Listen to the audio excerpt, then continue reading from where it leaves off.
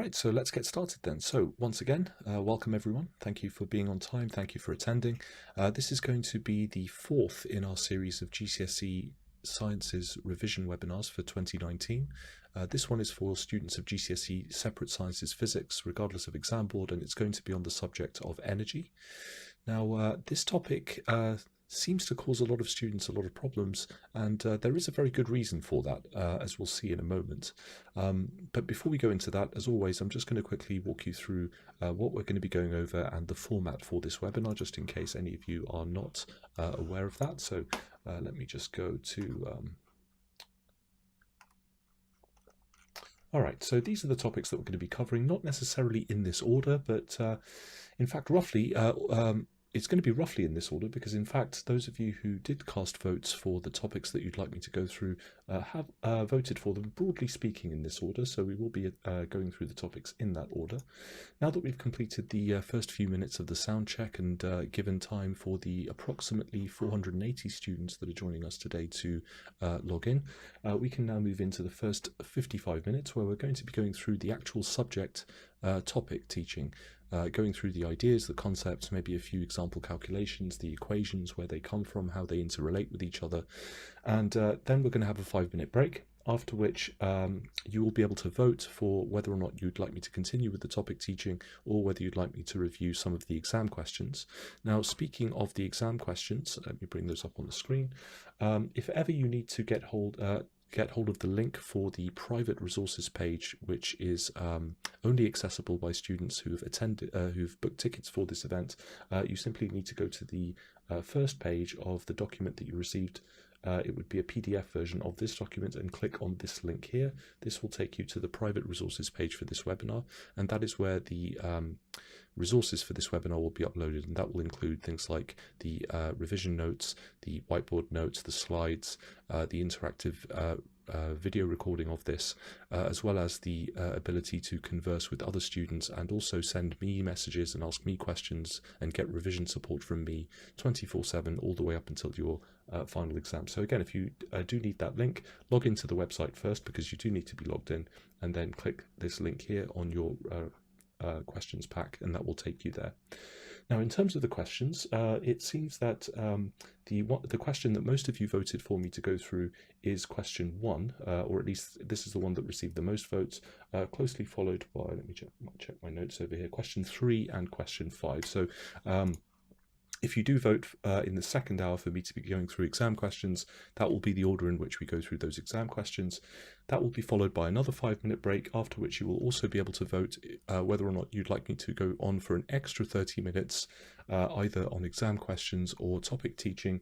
And if not, then we'll go straight into the Q&A session, where I'll answer the questions that you typed up into the Q&A panel in order of the votes that they've received from other students. So again, if you do have any questions during this webinar, please type those into the Q&A panel, not into the chat box, because that way, again, you will be able to see this, the questions that have been posted by students in your Zoom room from your school, for example, and we'll be able to upvote those, and I will go through those questions at the end, in the 30 minutes at the end, in order of the votes. All right, so that takes care of all of the housekeeping. Let's get into the teaching of this topic. Now, I mentioned that this is a topic that causes a lot of students a lot of problems, even particularly able and motivated students, and it has to do with this idea that energy is not like other quantities in science. It is a scalar quantity in the sense that it doesn't have a defined direction as such. It is simply a value in joules. But the problem with energy is that it is an abstract concept. It can't always be perceived, and it is given meaning in physics not by direct measurement, unlike something like mass, for example. It's given meaning through calculation. It's a mathematical abstraction. Now, as abstract as it is an incredibly important central concept in science. It underlies all of the physical sciences, essentially.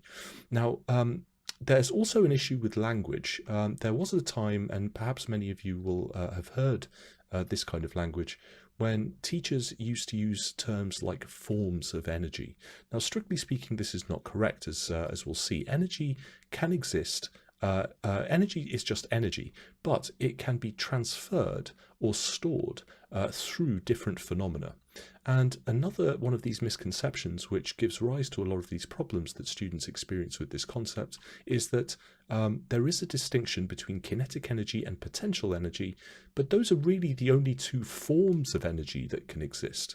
When we start to talk about light energy and heat energy and elastic potential energy and nuclear energy, those are not forms of energy, those are phenomena through which energy can be stored or transferred.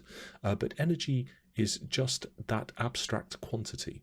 So as you can see, there is actually quite a lot of misconceptions, a lot of language that needs to be adjusted or learned in a particular way in order to really grasp this concept. Now, again, don't panic if you have trouble with this concept. In fact, those of you who go on to study physics at advanced level and even university level, you'll realize that you probably only start to really get to grips with the concepts of energy once you hit university level physics. And even then, it can be a bit of a struggle to wrap your head around it at that level. But we're going to break it down and try and remove some of those misconceptions. So let's get started with this idea of energy. So I mentioned that you may have heard that there are different types or forms of energy. You may have heard people using this language, even unfortunately physics teachers. Things like the idea that there's kinetic energy of moving objects, sound energy, electrical energy, chemical energy or chemical potential energy, elastic potential energy, gravitational potential energy, nuclear energy, light energy, and thermal energy. You may have heard people referring to these as forms of energy. Now, this is not strictly speaking the case. There are only really two forms of energy. So let's kind of clarify this misconception straight away. Now, any whiteboard notes that I'm making here, as always, will be made available to the attendees on the private resources page. So let's break this down by starting with some basic definitions. So before we actually define what we mean by the term energy, we need to realize that it can be categorized in two different ways. Energy can either be kinetic, or it can be potential. Now, kinetic energy, strictly speaking, is the energy associated with motion.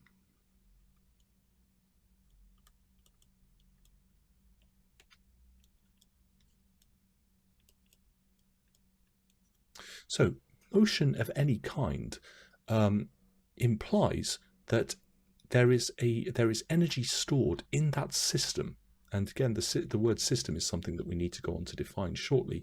But any system in which there is motion taking place will have energy stored as kinetic energy. So the energy associated with moving objects is called kinetic energy. Now, the other type of energy, the other categorization of energy is as potential energy. Now, potential energy seems to be the one that causes most of the headaches until at least you get to kind of A-level and degree level physics, where you start to define things more mathematically than qualitatively in words. Now, at this level, we can simply say that any kind of potential energy is the energy associated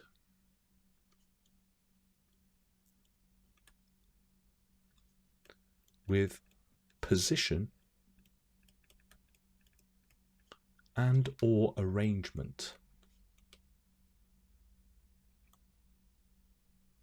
of objects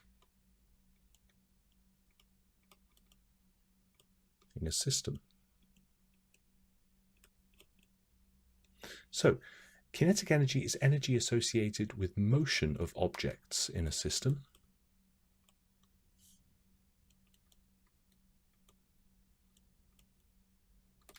And potential energy is the energy associated with the position and or arrangement of objects in a system.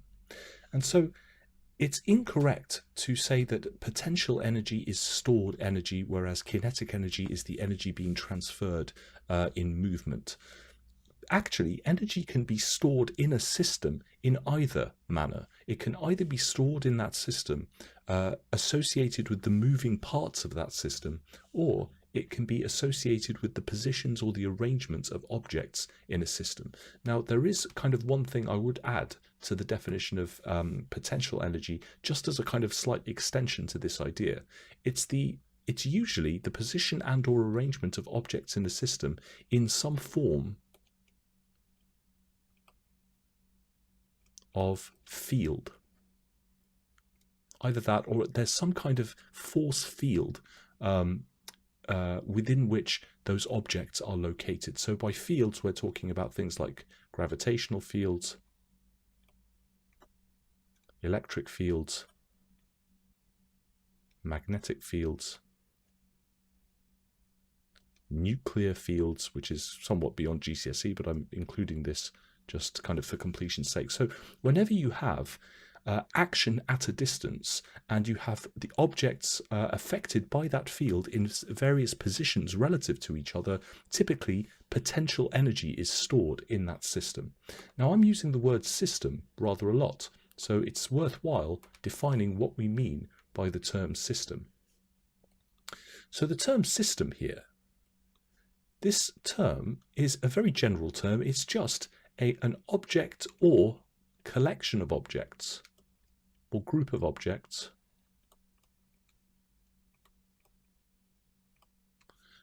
which are under consideration.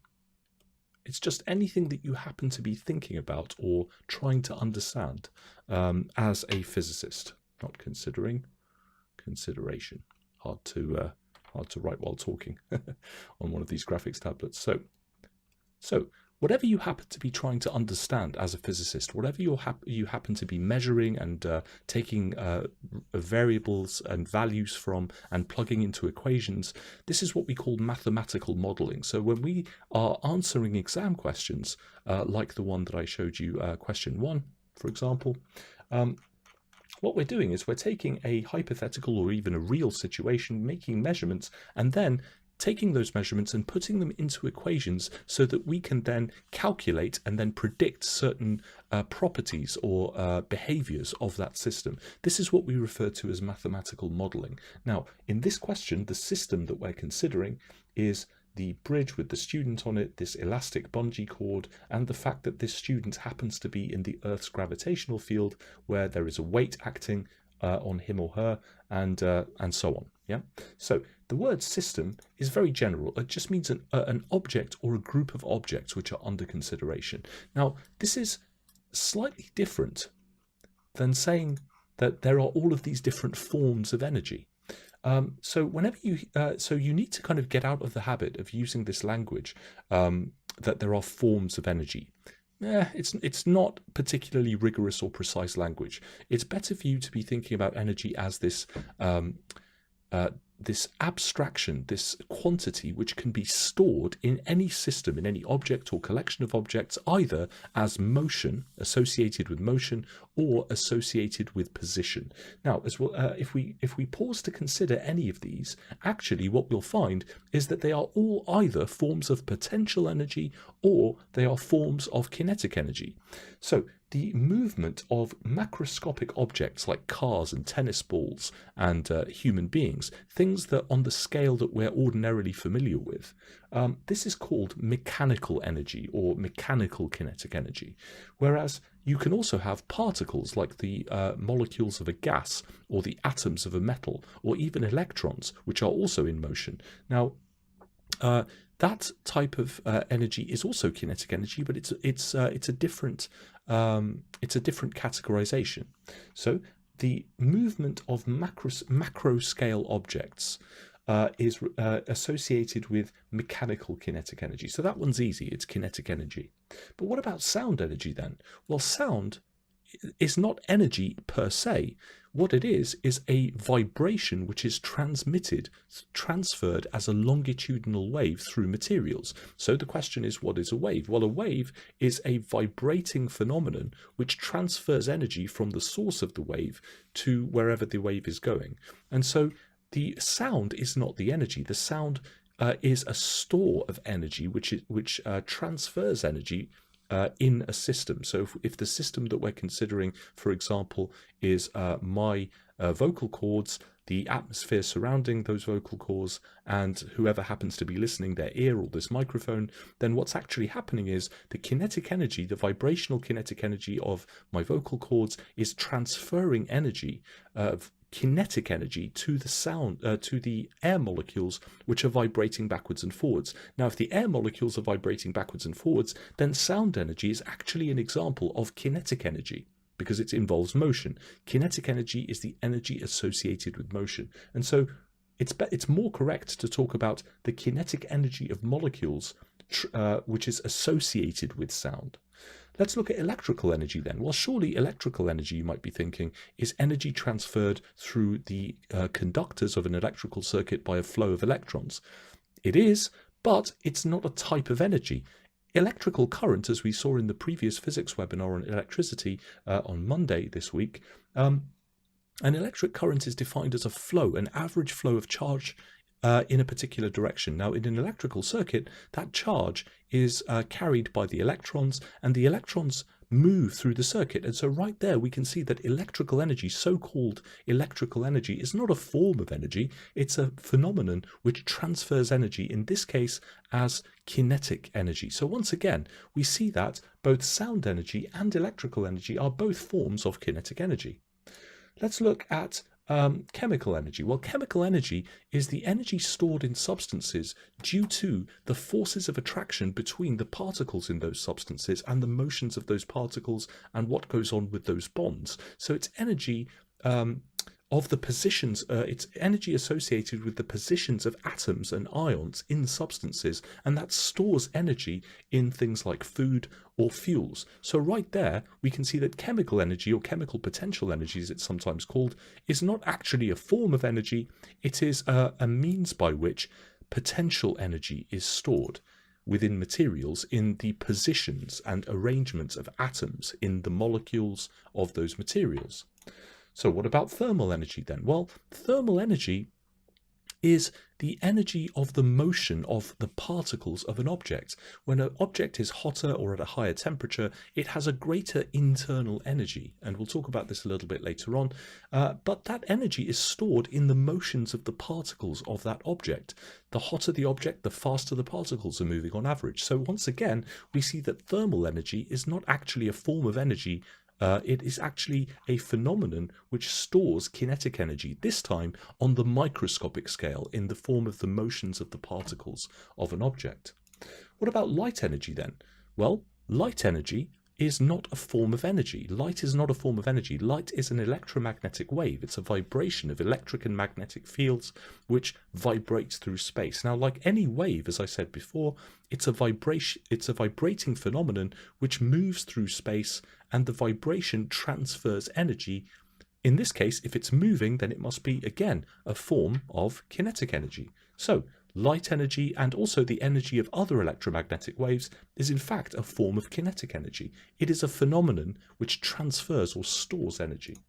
What about nuclear energy, the energy stored in materials like uranium and plutonium, which are used in nuclear reactors? Well, again, nuclear materials and nuclear energy is not a form of energy. Nuclear materials are made up of unstable nuclei, which due to the arrangements of protons and neutrons in their nuclei, store a lot of energy. And that energy can be released in nuclear reactions. So once again, we see that nuclear energy is actually is not a form of energy, it's a means by which potential energy is stored.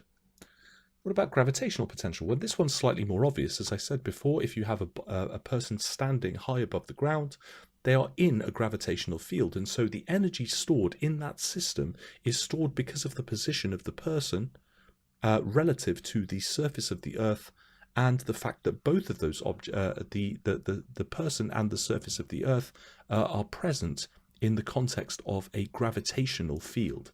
So potential energy is stored in systems due to the positions and the arrangements of objects, usually in some kind of field. And finally, elastic potential energy. Well, elastic potential energy is still is not a form of energy, really. Elastic materials like a rubber band or the a bowstring, like being shown here, they can store energy when they are elastically deformed, when they're stretched or when they're compressed, in the case of a spring, for example. Now, in fact, this is a form of potential. This is a phenomenon which stores potential energy. Elasticity in materials like rubber is due to the bonding between the molecules of that material and the shapes of those molecules. Now, bonding is electrostatic forces of attraction, and so by doing work, by stretching the material, what we're doing is we are adding energy to that system, which is being stored due to the changing positions of the atoms and the molecules which are attracted to each other by those electrostatic fields. So once again, we see that elastic potential energy is a form of potential energy. So really, all of these so-called forms of energy are just phenomena which store energy either as kinetic or potential. And so we need to, again, dispel this misconception that kinetic energy is energy in motion or energy being used, quote unquote, and potential energy is energy being stored. In fact, energy can be stored just as easily as kinetic energy of a system, or the parts of a system, or the potential energy of a system. In other words, the energy associated with the positions of the parts of that system in some form of field.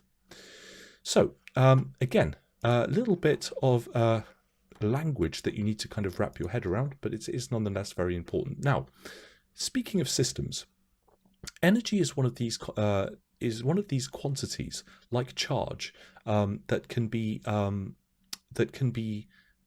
transferred, it can be stored, or it can be, but it cannot be destroyed, it cannot be created from nothing. And so the law of conservation of energy is usually stated in this way. Energy cannot be created or destroyed, but it can be transformed from one form to another.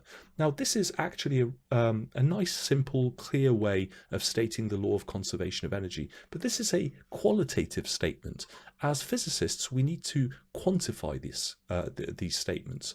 So, well, let's start with the word system again, which is not present in this simplified definition. But what this is saying is that, in other words, energy can only be stored or transferred from one energy store, one phenomenon which stores that energy, to another.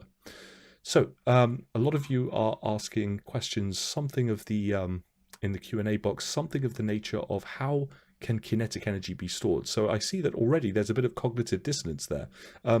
So again, think about the statement, think about the definition of the term kinetic energy. It's not the energy of motion, it's the energy associated with motion. It's the energy possessed by a system of objects due to one or more of those objects being in motion relative to each other. So you need to kind of it's almost like you have to kind of reorganize your thinking around these things. But we're going to go over some examples of this. And if the question hasn't been answered to your satisfaction, then I'll address that in the Q&A. So the overall amount of energy remains the same throughout an energy transfer. This is essentially what the law of conservation of energy, as being stated like this, actually says. Now, let's go back. Let's try and restate this as in a mathematical way, because after all, physics is really just mathematical modeling of situations and then applying logic to understand those situations. So what we're saying here is a system, any system of objects can be considered to have a total amount of energy. So whatever system you happen to be considering, whether that system is the whole universe itself and everything in it, or you're just considering a hypothetical system like a ball falling towards the ground where you're discounting air resistance, well, that system is the ball and the ground and the gravitational force accelerating the ball to the ground. Well, the system contains energy, but the energy exists as kinetic and potential. So we can write an expression for this. The total energy of a system then, let me change my color back to our original blue color. So the energy of a system,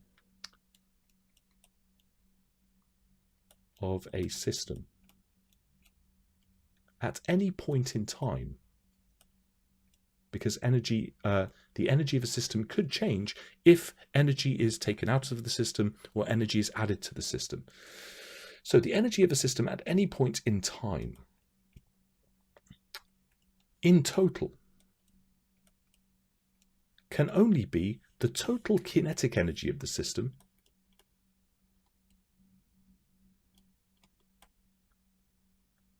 plus the total potential energy of the system.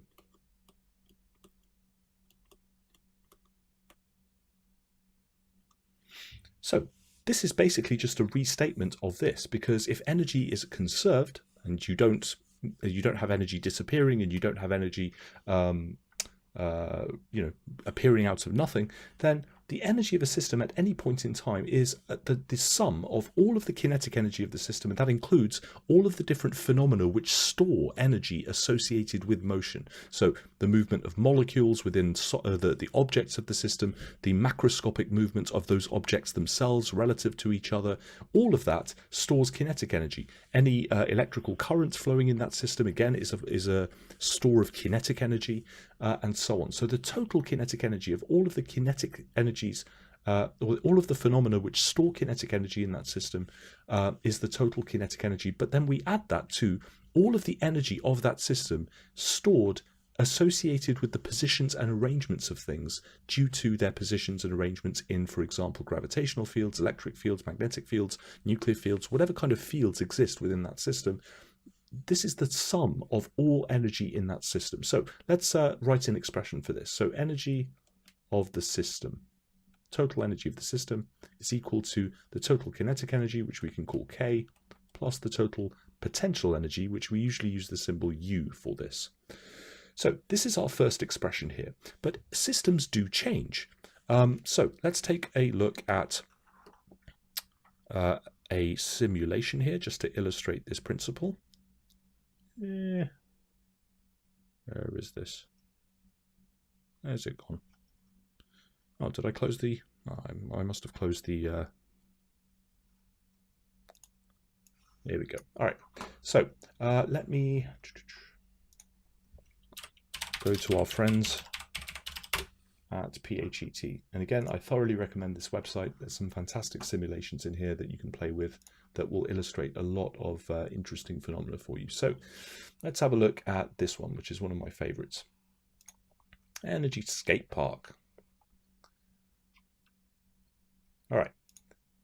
So imagine for a minute we have a hypothetical skate park with a hypothetical skater. Okay.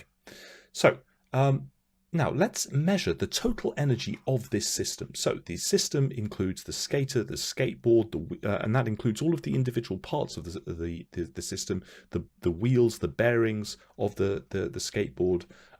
Also, we have this half pipe, I guess, or this ramp. And we also have the fact that all of this is happening in a gravitational field. So we have a gravitational field, we have objects, plural, which can be placed at different relative positions to each other, and this is our basic system. Now, in this particular simulation, we're not taking into account any friction. So there's no friction between the board and the ramp. There's no friction in the bearings of the wheels, nothing whatsoever. It's just a very simple basic system. So let's start with this. Now, I'm going to bring up a couple of charts to illustrate the amounts of energy stored in these phenomena. Now, this is the total kinetic energy and potential. The thermal energy is being displayed as though it's separate from these, but in fact, as we saw, thermal energy is a form of phenomenon which stores energy as the motions of particles. Now, what this is actually showing is the thermal energy which is being dissipated into the surroundings. Because this is an open system, there is no, this doesn't exist in a closed box which keeps all the energy in. And this also is shown as this bar graph here. So let's start by placing this person over here. So right away you can see when I lift the person up, the potential energy goes up because, again, gravitational potential energy is based upon the height above ground. And we have two objects. We have the Earth, we have the skater, and they are pulling on each other with a gravitational force. And so changing the position of the skater relative to the Earth changes the potential energy of the system. But so far, if I hold the skater in a particular position, nothing is moving because there is no macro scale motion here. So there's no kinetic energy in this system. So all of the energy of this system at that point is kinetic. Can I put this over here? Will that still be visible? Maybe not. So I'll just maximize this. All right. So let's see what happens now. So you see the pie chart as well above the person's head. If I place this over here and allow them to accelerate under gravity, we'll see what happens to the potential and the kinetic and the total. Keep your eye on the total as well. So we saw that we started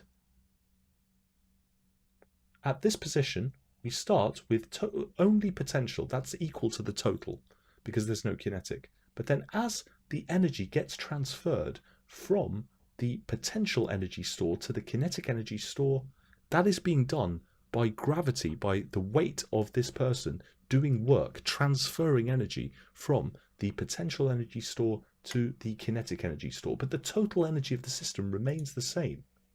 It's just one store of energy is being transferred to another. So this is the concept of energy stores. This is the concept whereby we're trying to get away from using this imprecise language that there are these forms of energy.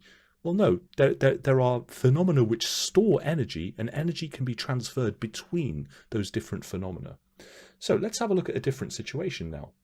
So if I place the person here, again, at the moment, to start with, they only have gravitational potential energy. So the system as a whole only has energy in the form of gravitational potential.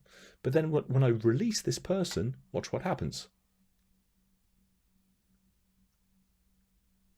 So notice something is happening here which would never happen in a real situation, in a real system like this, where you have a half pipe and a skater. So the skater is just going straight back up to the same height again. But in a real system, eventually they would come to a halt. Well, that's because in a real system, the friction between the objects of this system would eventually cause all of the total energy of the ramp and the skater to be dissipated into the surroundings as thermal energy, as the motions of particles in the surroundings, motions of the particles in the ramp, motions of the particles in the wheels, motions of the particles in the air surrounding. So when we take away friction, this is a rather simplified representation of what would otherwise be happening. Now, if we now add friction and have the same situation, this time the friction is involved. Let's see what happens. So the total energy of the system is at the value being shown. Let's see what happens now. So steadily what's happening is the total energy of the system, it is oscillating between gravitational potential and kinetic, and then gravitational potential to kinetic, and then so on. But each time the objects of the system are moving and there is friction between them, those objects are dissipating some of that kinetic energy into thermal energy in the surroundings. Now we're going to get to the concept of thermal energy a little bit later on. But this is what we mean by energy stores, the fact that energy can only really be stored as kinetic energy or potential energy within a system, but all systems, all real systems, are not closed systems. Eventually, energy is dissipated into the surroundings as so-called useless or wasted thermal energy. So I hope that answers that question, but if you have any further questions about how kinetic energy can be stored or anything like that, again, you have to kind of reorient your thinking. Kinetic energy is a concept relating to systems. So going back to this then, this is the energy of a system at any given point in time. Now, for a closed system, for a hypothetical closed system, now, as I said, no true system is really closed. But in fact, when we looked at, let me bring up that simulation again, actually. Here it is. Okay, so when we looked at the closed system, this is a closed system. The ramp and the skater and the earth, this is a closed system of objects because no energy is being lost to the outside. It is being dissipated into the surroundings. But closed systems don't really exist. Real systems involve energy dissipation as thermal energy. But if we just simplify things a little bit and consider a closed system, my goodness, it's very hot today. Apologies. Right, so if we consider a closed system then, if this is the energy of a system at any point in time, let's imagine that we take the energy of the system at the start before some energy transfer takes place. Well, if it's a closed system,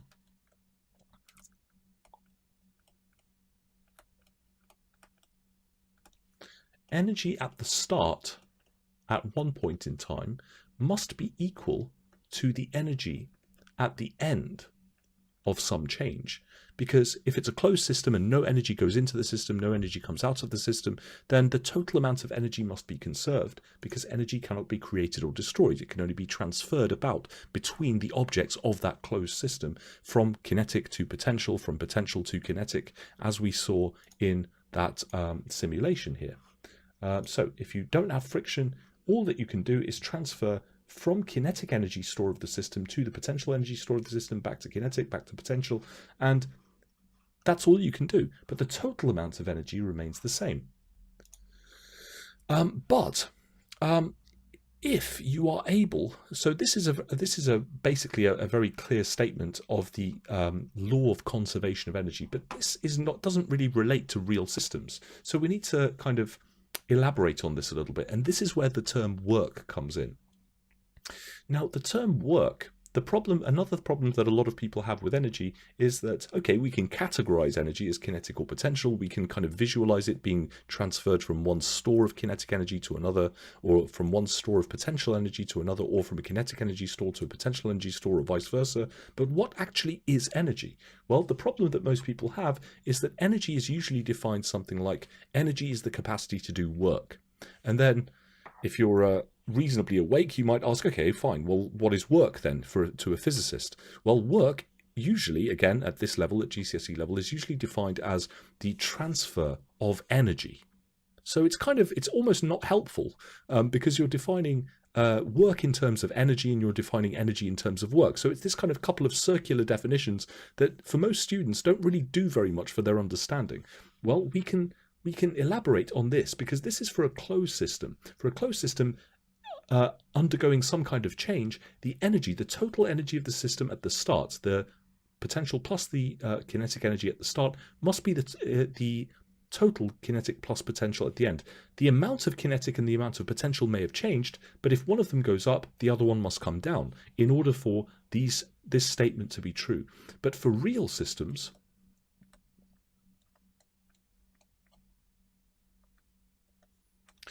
energy can be transferred into or out of a system. Or energy can be transferred from kinetic to potential within a system. So we can have, if we imagine we have a real system, then this is no longer true. The transfer of energy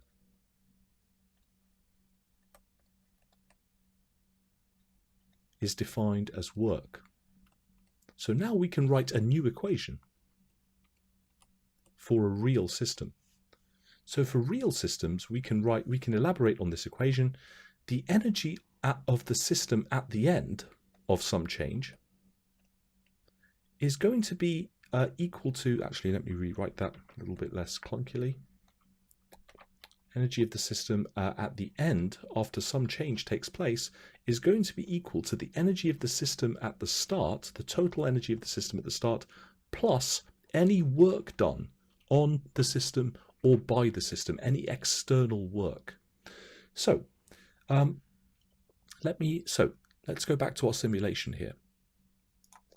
So in this closed system, work is being done, but it's being done inside the system. So in this closed system, which is not dissipating energy into its surroundings, it's not absorbing energy from its surroundings, all we're doing is transferring energy from kinetic store to the potential store. But within this system, that is work being done. The gravitational field, the weight of this person, the force acting downwards, is accelerating them, and so energy is being transferred from the potential energy store up here to the kinetic energy store as the person accelerates downwards, and then back from the kinetic energy store to the potential energy store as they go upwards up the ramp. So this is internal work. This is energy being transferred within a system. So work can be internal when energy is being transferred within a system, or work can be external, which is energy is being transferred into or out of a system.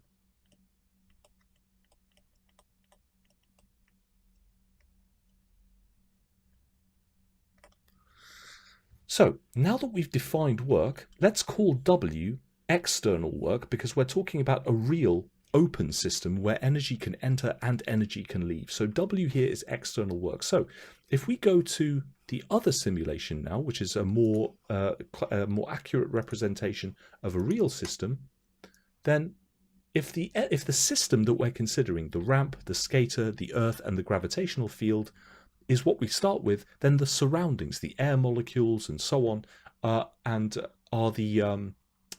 is the external environment outside of that system. So what's happening here is that the system is doing work on its surroundings, because eventually, yes, you do have internal work being done, but eventually that energy, that total energy of the system that started off as just potential when we held the skater up here, eventually the system is doing work on its surroundings because the internal energy of the system is being transferred to the surroundings, until eventually all of that energy that you started with exists as thermal energy, which has been dissipated into the surroundings.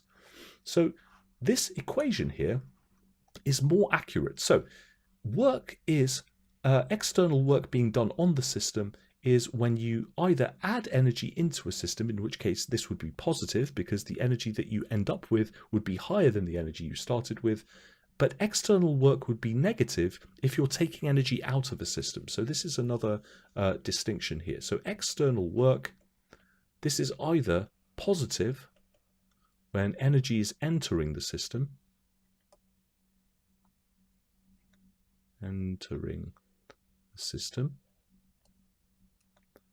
or it's negative when energy is leaving the system. Now, another way of phrasing this is that the system, if it's positive external work, then you have a system of objects, but energy is being transferred to the system. And so the system ends up with more energy than it started with. Now, in the example that we just saw where there's friction involved on the ramp in a real system, that's the opposite. The external work is negative because the system is losing energy to its surroundings. So the system ends up with a lower energy value at the end of that process than it started with. But in a closed system, external work is zero. So what we mean here is, in a closed system, external work equals zero, and that's why the external work does not appear being added to the energy of at the start of a system. So this really is a mathematical way of saying this, because so if we take the universe itself is the only closed system, really. If you think about it, it's the only truly closed system, and therefore the energy in the universe, the total kinetic and potential energies of all of the objects in that enormous system that we call the universe, it remains the same at all times. Energy is transferred from kinetic energy stores of various kinds to potential energy stores of various kinds as things happen inside the universe, as events take place, as objects move, and so on. But the total amount of energy is always the same because we're dealing with the only closed system in actual existence. Energy cannot be transferred into the universe because there's nowhere outside to transfer the energy into from. And energy cannot be transferred out of the universe because, again, there is no outside to transfer energy to. So real systems are not closed systems unless you're counting the total universe itself. So the energy in the universe can never be exhausted, even though it can become very, very spread out. So it takes a little bit to dispel these kind of misconceptions about energy, but once again, it is an abstraction. It's a mathematical abstraction which is given meaning only by calculation. The only way that we can really make sense of energy is by talking about it in mathematical and logical terms. So we'll look at some examples of this a little bit later on, some more specific examples of this a bit later on. So let's start with some basic energy transfers. So when we say energy is being used by something or by a device, it is not destroyed. It doesn't go into, it just doesn't disappear from the system. It's transferred from whatever energy store it started in to some other energy store. So the steam train takes energy from the chemical energy store in the fuel, and then it transfers it as heat energy, eventually to the kinetic energy store, the energy stored in the motion of this object of the train. But there's also other non-useful energy transfers. It also transfers energy as light inside the boiler and also some sound. An MP3 player, for example, this rather antiquated one looking here, takes energy and transfers it from the electrical energy store to sound energy. That's the useful transfer, but it will also produce a little bit of heat and also perhaps some light from its screen and so on. So these are all simplifications here, but you kind of get the idea here. You need to kind of be able to phrase your descriptive and explanatory answers in terms of energy being transferred from one store to another. So here's another example. A wind turbine will change kinetic energy, will take energy from the atmosphere, the kinetic energy of the movement of the molecules of the atmosphere, and then transfers it ultimately into the kinetic energy of moving charges in electrical circuits, or electrical energy. There's also sound, which is being emitted by these, and that's a non-useful energy transfer. So work, we've already defined, is the transfer of energy from one energy store, one means of storing energy, one phenomenon which is storing energy in a system to another. So here's another system.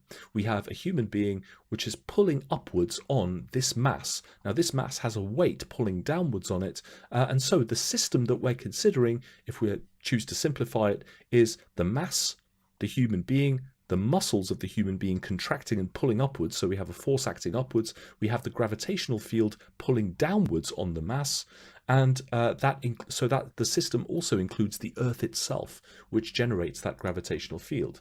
So when energy is being transferred to an object, we say work has been done on that object. So right here we have a way of conceptualizing work that goes beyond just saying it's a transfer of energy. The way that we fundamentally define work is in terms of forces and movement. So we start, for example, with potential energy of the system. We have the chemical potential energy store of the muscles.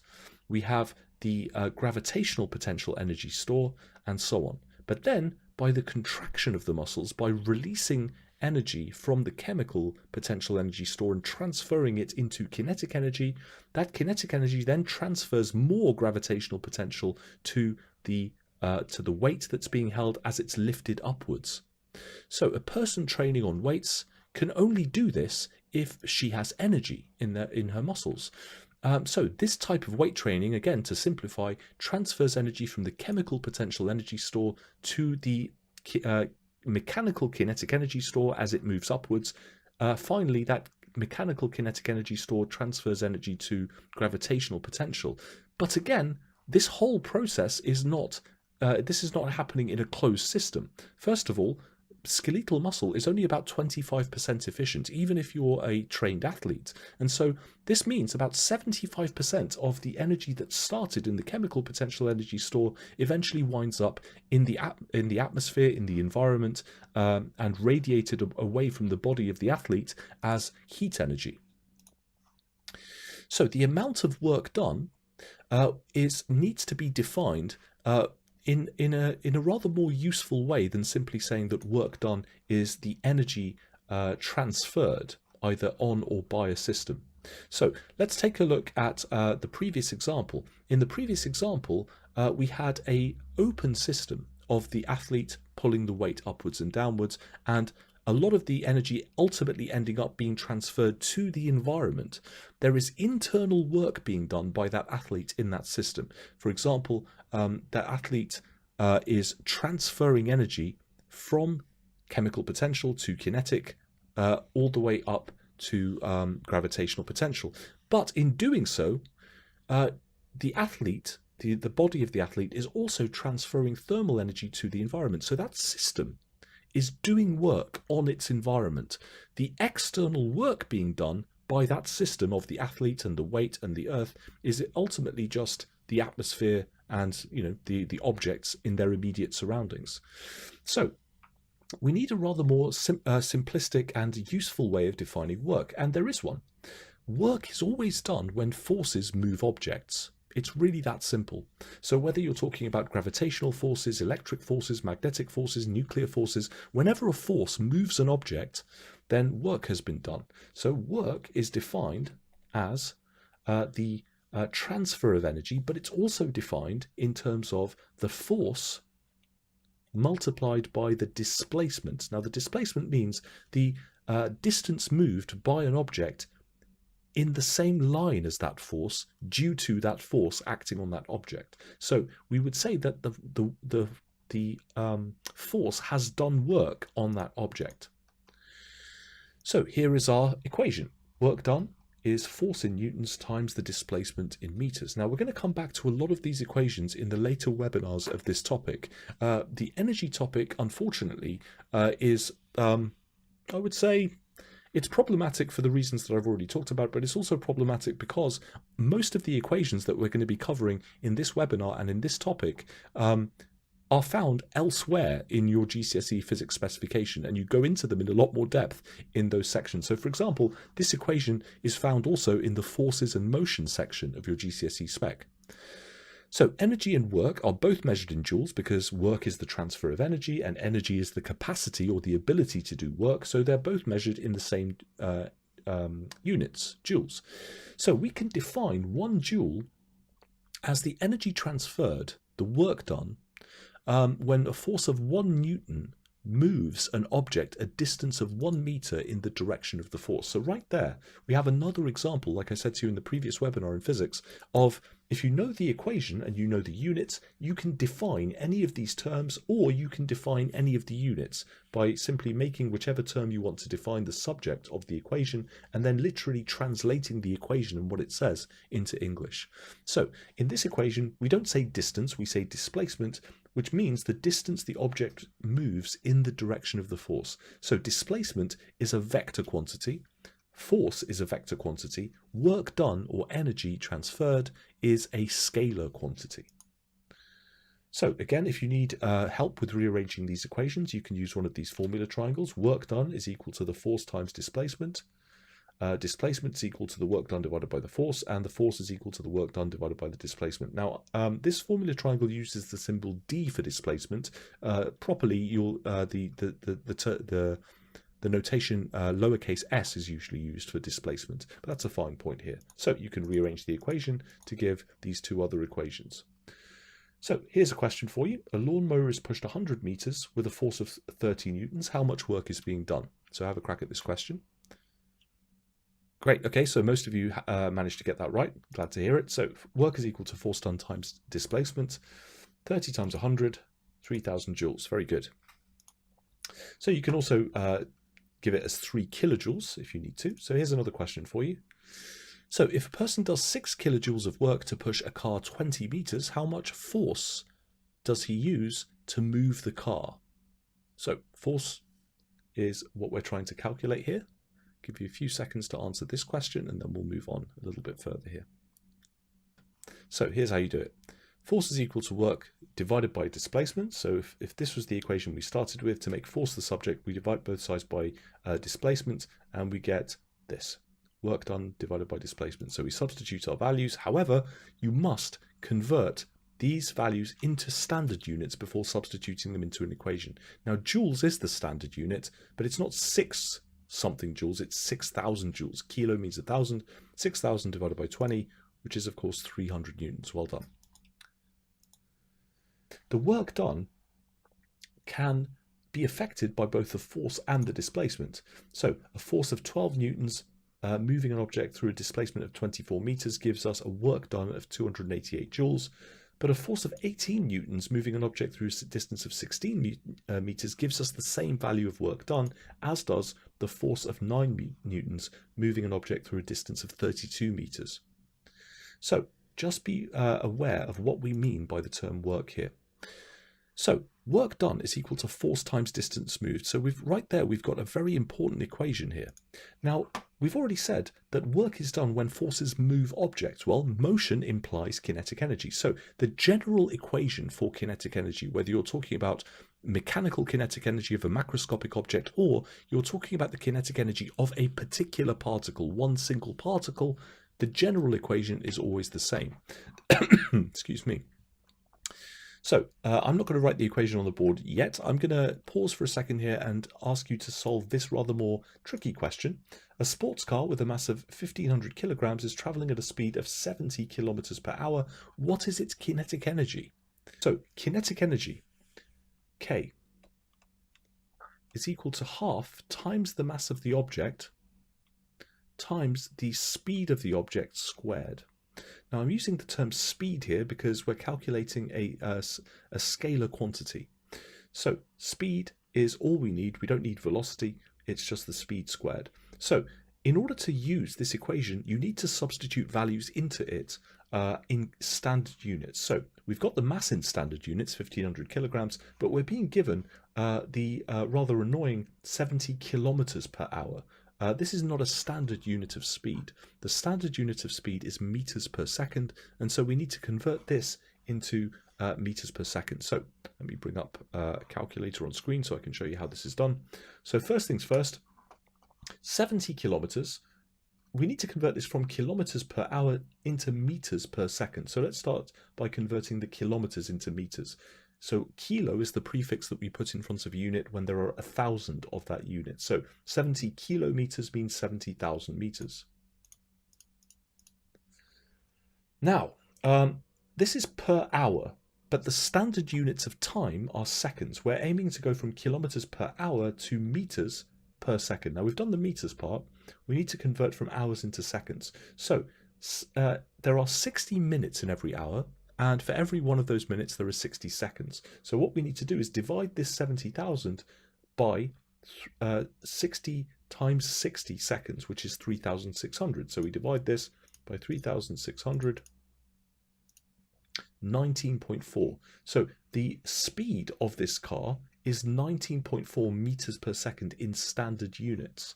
So now we can go back and substitute both the mass and the velocity squared into, or the speed squared into this equation. So we take this, we square it, we multiply it by 1,500 kilograms, and then we halve that, divided by 2. And we get this value here.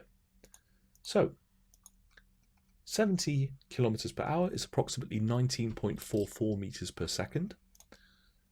This is the equation for kinetic energy. We substitute our standard values here, our values in standard units, and we get this value, 283,435.2 joules.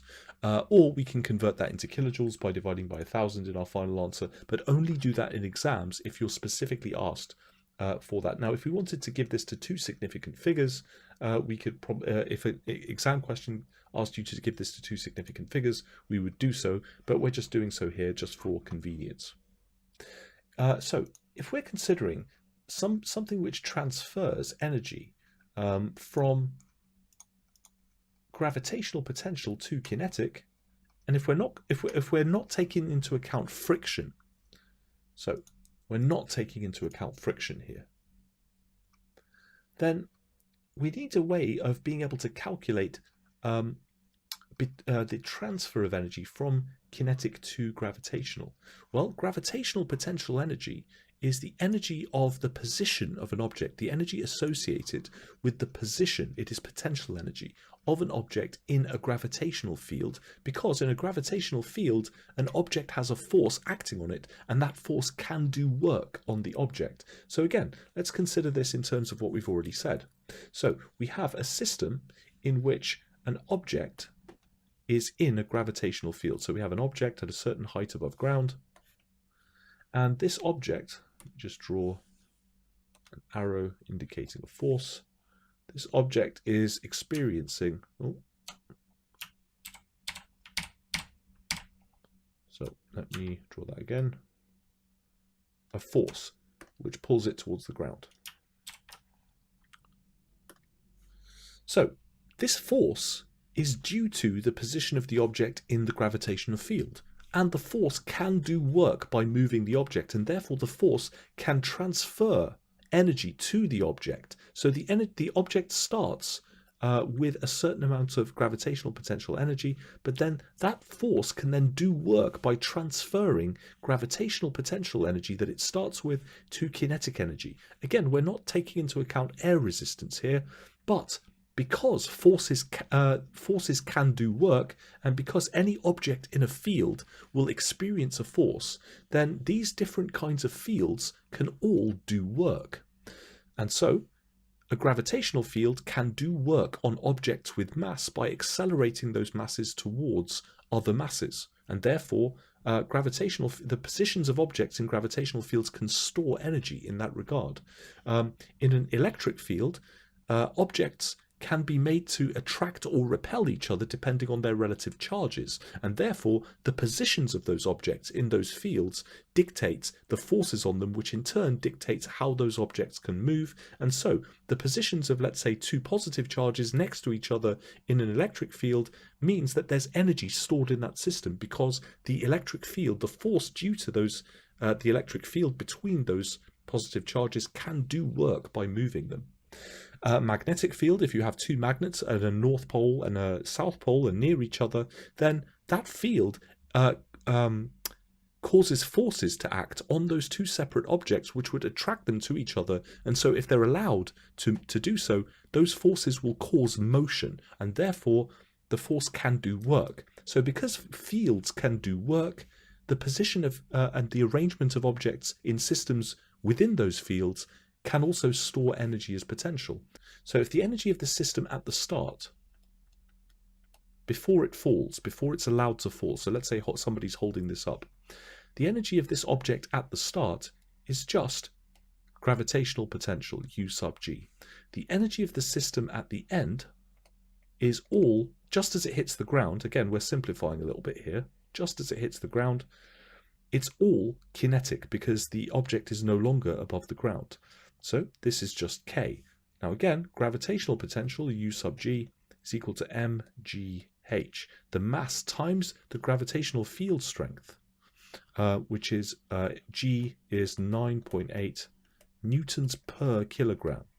Wherever near the surface of the Earth, every kilogram of mass has 9.8 newtons of force acting on it. That force can accelerate it and can do work by moving the object through a displacement. So in going from here to here, work has been done because energy has been transferred from potential to kinetic, but the total energy of this system remains the same because again we're discounting air resistance, we're discounting the energy transferred once it hits the ground. We're only interested in the object's position here and the object just as it hits the ground. So this is a hypothetical closed system where the law of conservation of energy holds. So how do we go from kinetic to gravitational potential? Well, we have our equations. If we're starting with gravitational potential, we're starting with this value, m times g times h. If we're ending with kinetic, we end up with this value, half times m times v squared. So if we wanted to calculate, for example, let's say this object has a mass of 2 kilograms, and let's say we want to calculate the final velocity. Calculate the final velocity of this object just as it hits the ground.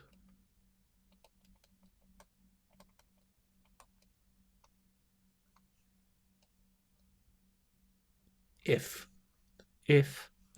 the height above ground, so if we imagine this height here, let me draw another line here because I can't draw vertical lines with my freehand, unfortunately. I'm nowhere near good enough with graphics tablets to do that. So let's say this height above ground is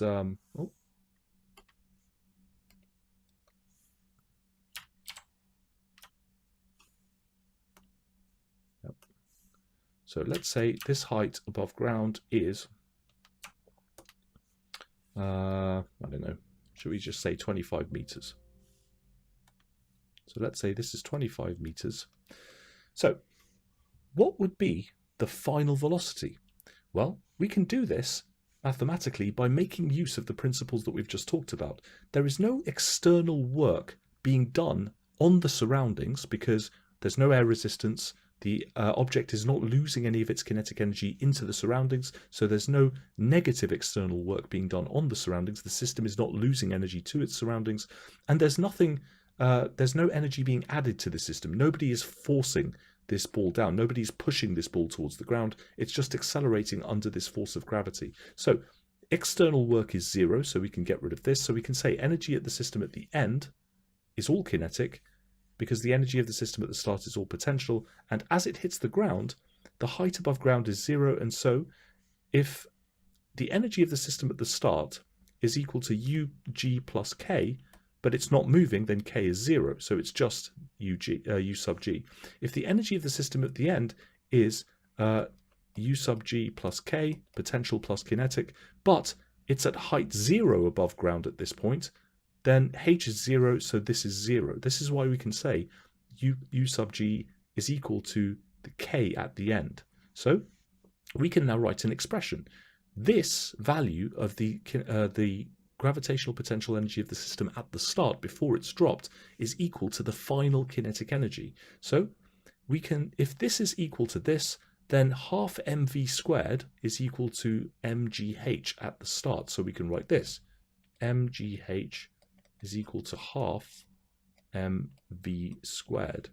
Now, this is a useful thing to know because a lot of questions, like question 1 in the exam question pack, will involve objects falling towards the ground, because in the national curriculum, and this applies to all exam boards, one of the key things that you need to be able to explain in this topic is objects being falling towards the ground, objects being thrown into the air, and they're all variations on this same situation of things being energy being transferred from the potential energy of the system to the kinetic energy of the system, or back again if something's being thrown upwards.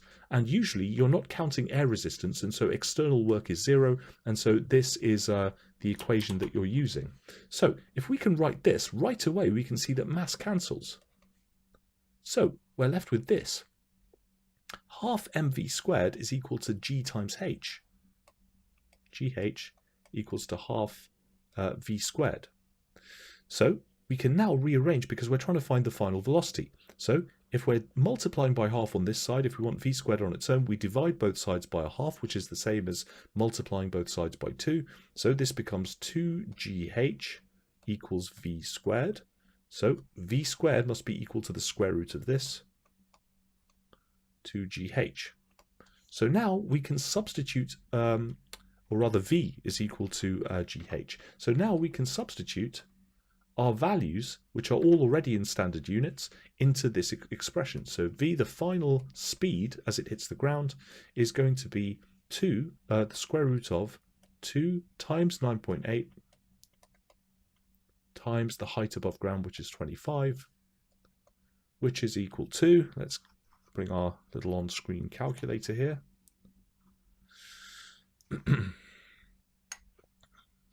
So we've got, let's see, 2 times 9.8 times 25, and then we'll take the square root of this.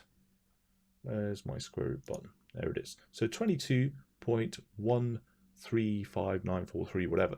Now, another point about exam technique here is, in this question that I've just asked you, the maximum number of significant figures of any values given to you in the question, g, the height above ground, and so on, the mass of the object, the maximum number of significant figures is 2, so you can give your answer to 2 significant figures unless told to do so. So this would be approximately equal to 22, and the standard units here, so this is approximately equal to 22 meters per second. So the speed with which it just hits the ground is 22 meters per second.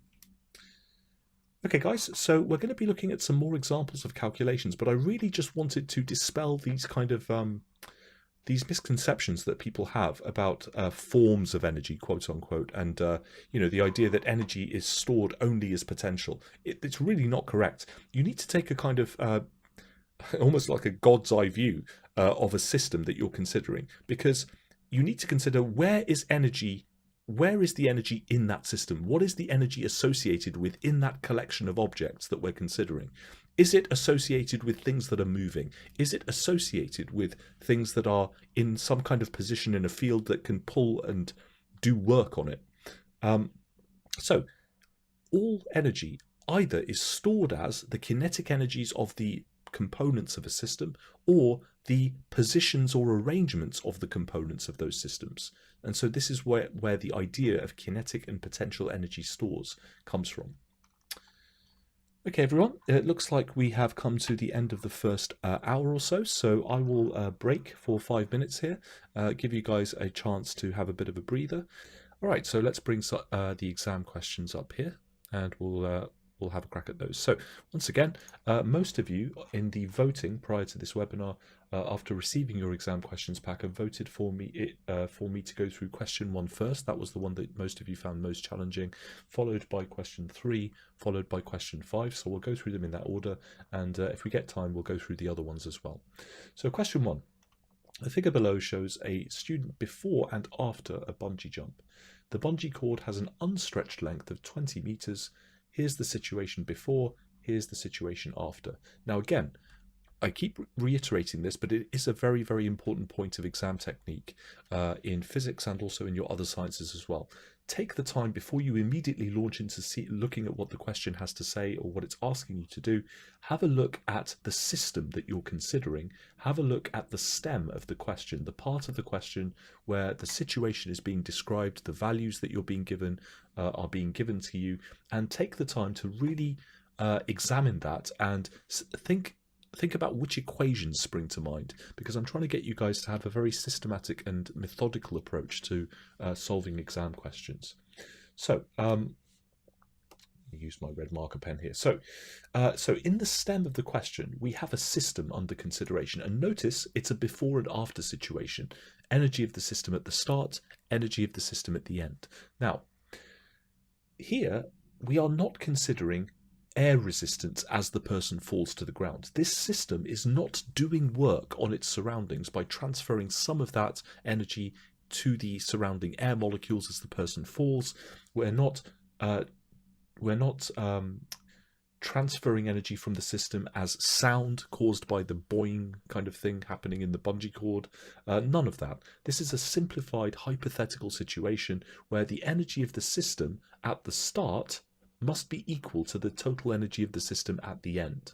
So again, we have a before and after situation, so we need to be thinking of the system as a whole. What types of where does the energy exist in this system at this point in time versus where does the energy exist in this system at this point in time? Is it potential? Is it kinetic? So here is our starting point. We have this arbitrary line which is drawn here, and the person, the student, starts 20 meters above that line. So the center of mass of the student is here, 20 meters above this arbitrary line that we've drawn. Now, after the bungee jump takes place and the person comes to rest, they are stationary, they're not moving. There's another clue. And this point, the center of mass of the student, comes to rest 55 meters below the bridge, not below this arbitrary point, but below the bridge. So the mass of the student is 50 kilograms. So we've got the mass of the student, we've got these two measurements of the position of the student. Again, think position, what this means, because the system starts with and ends with a certain amount of potential energy, which is the energy associated with the position or arrangement of the objects within that system. So we also have a bungee cord which has an unstretched length of 20 meters, and we have a situation where the extended bungee cord has been stretched. So this is a situation which involves elastic potential energy. So the mass of the student is 50 kilograms. The gravitational field strength is 9.8 newtons per kilogram. So take the time to really examine the situation. Now, the next thing you should be doing is highlighting or underlining or making a separate note of the values that you're being given. The unstretched length.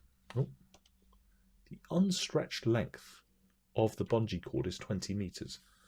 The stretched length of the bungee cord is 55 meters. So we've got two values, the unstretched length and the stretched length. We've got the mass of the student, 50 kilograms. We've got the gravitational field strength, 9.8 newtons per kilogram.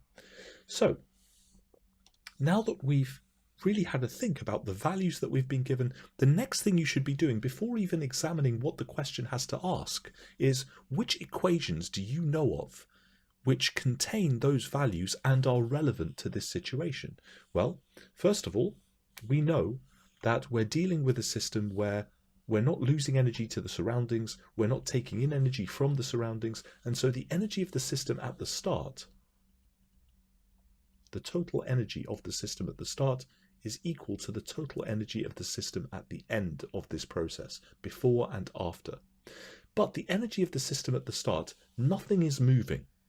So there is no kinetic component to this. Remember, the total energy of a system at any point in time is always the sum of the potential energy of the system plus the kinetic energy of the system. Now at the start, there is no kinetic energy, so it's all potential. And the only potential energy that exists in this system at the start, in this system, is gravitational potential. So write down the equation which links gravitational field strength, which is given the symbol G, gravitational potential energy, U sub G, and the mass of the student, 50 kilograms, which is usually given the symbol M. So U sub G, as we've seen down here, is the mass times G times the height above ground. So H is the height above the surface of the Earth. The height above the surface of the Earth. So this is the equation. Now, again, this is something that I will reiterate again and again, and I'll make no apologies for doing it. Please, please, please memorize all of the equations in your specification, and probably a few others might be helpful as well, because the new specifications, which started last year, will not give you a formula sheet in your exam that contains all of the necessary equations that you need to know. You will get some of them, but you can't predict which ones you'll get, and you will not get all of them. So really, it's a case of just memorize them all. So please memorize your equations. Please memorize the standard units of the values in those equations. So that's our equation. Gravitational potential energy is equal to the mass of an object times the gravitational field strength times the height above ground. So calculate the change in gravitational potential energy from the position where the student jumps to a point 20 meters below where they jump. So this is this arbitrary line here that's drawn on the diagram. So what we want is the change in gravitational potential from this point to this point. So at this point, the surface of the Earth, or the river, or whatever is here. And so let's just call this H. I'm just going to turn off my mouse highlighter because it seems to be causing some issues here. That's better. All right, so this is height above ground at this point. Let's call this H. The only variable in this situation is the height above ground. Everything else is the same. The gravitational potential, the gravitational field strength remains the same, doesn't change. The mass of the student doesn't change. So if we can write this for any position above the Earth, we can also write that the change in gravitational potential, delta U sub G, is equal to M times G times delta H, the change in height, because as the height changes, the gravitational potential will change, given that the mass is constant and the gravitational field strength is constant. So we can start by writing this. Now this goes to another point of exam technique. Whenever you're doing any kind of calculation question, take the time to write the equation and show the examiner the steps of your working in a logical sequence. Don't miss anything out. Don't just leap straight to the answer. Show the examiner your logic. So if the change in height from this position to this position is 20 meters, delta H here is 20 meters. Now we already have the values for G and M, and so therefore we can now calculate delta U sub G. And again, a good practice is each successive line of your working should be shown beneath each other like this, with the equal signs vertically aligned. Now, there's a reason for this. Some students will do this and then say equals and then substitute their values and then equals and then just do it all on one line. While strictly speaking, that's not incorrect. The notation that you're using is not rigorous, and also, more importantly, you're more likely to make errors and also less likely to spot those errors when you're going back through your exam paper towards the last 15-20 minutes of the exam if you finish slightly early. So show you're working like this where it's very clear for that reason. So we substitute our values. 50 kilograms is the mass, 50 kilograms multiplied by 9.8 multiplied by 20. So we substitute our values into the equation like this, and we get 9,800 joules. Okay. So 50 times 9.8 times 20. There we go. So 9,800 joules. Delta U sub G is equal to 9,800 joules. Right, so let's move on to the next bit. So 80% of this change in gravitational potential energy has been transferred to the student's kinetic energy store. Notice the language being used by examiners. Kinetic energy store, not just kinetic energy store. So how much has the student's kinetic energy store increased after falling 20 meters? Well, again, as the student falls, they are accelerating, because there is a resultant force acting downwards on them. So when they reach this level, 20 meters below the bridge, then they are moving, whereas they weren't moving before. So at this point, at the start, it's just the gravitational potential they started with.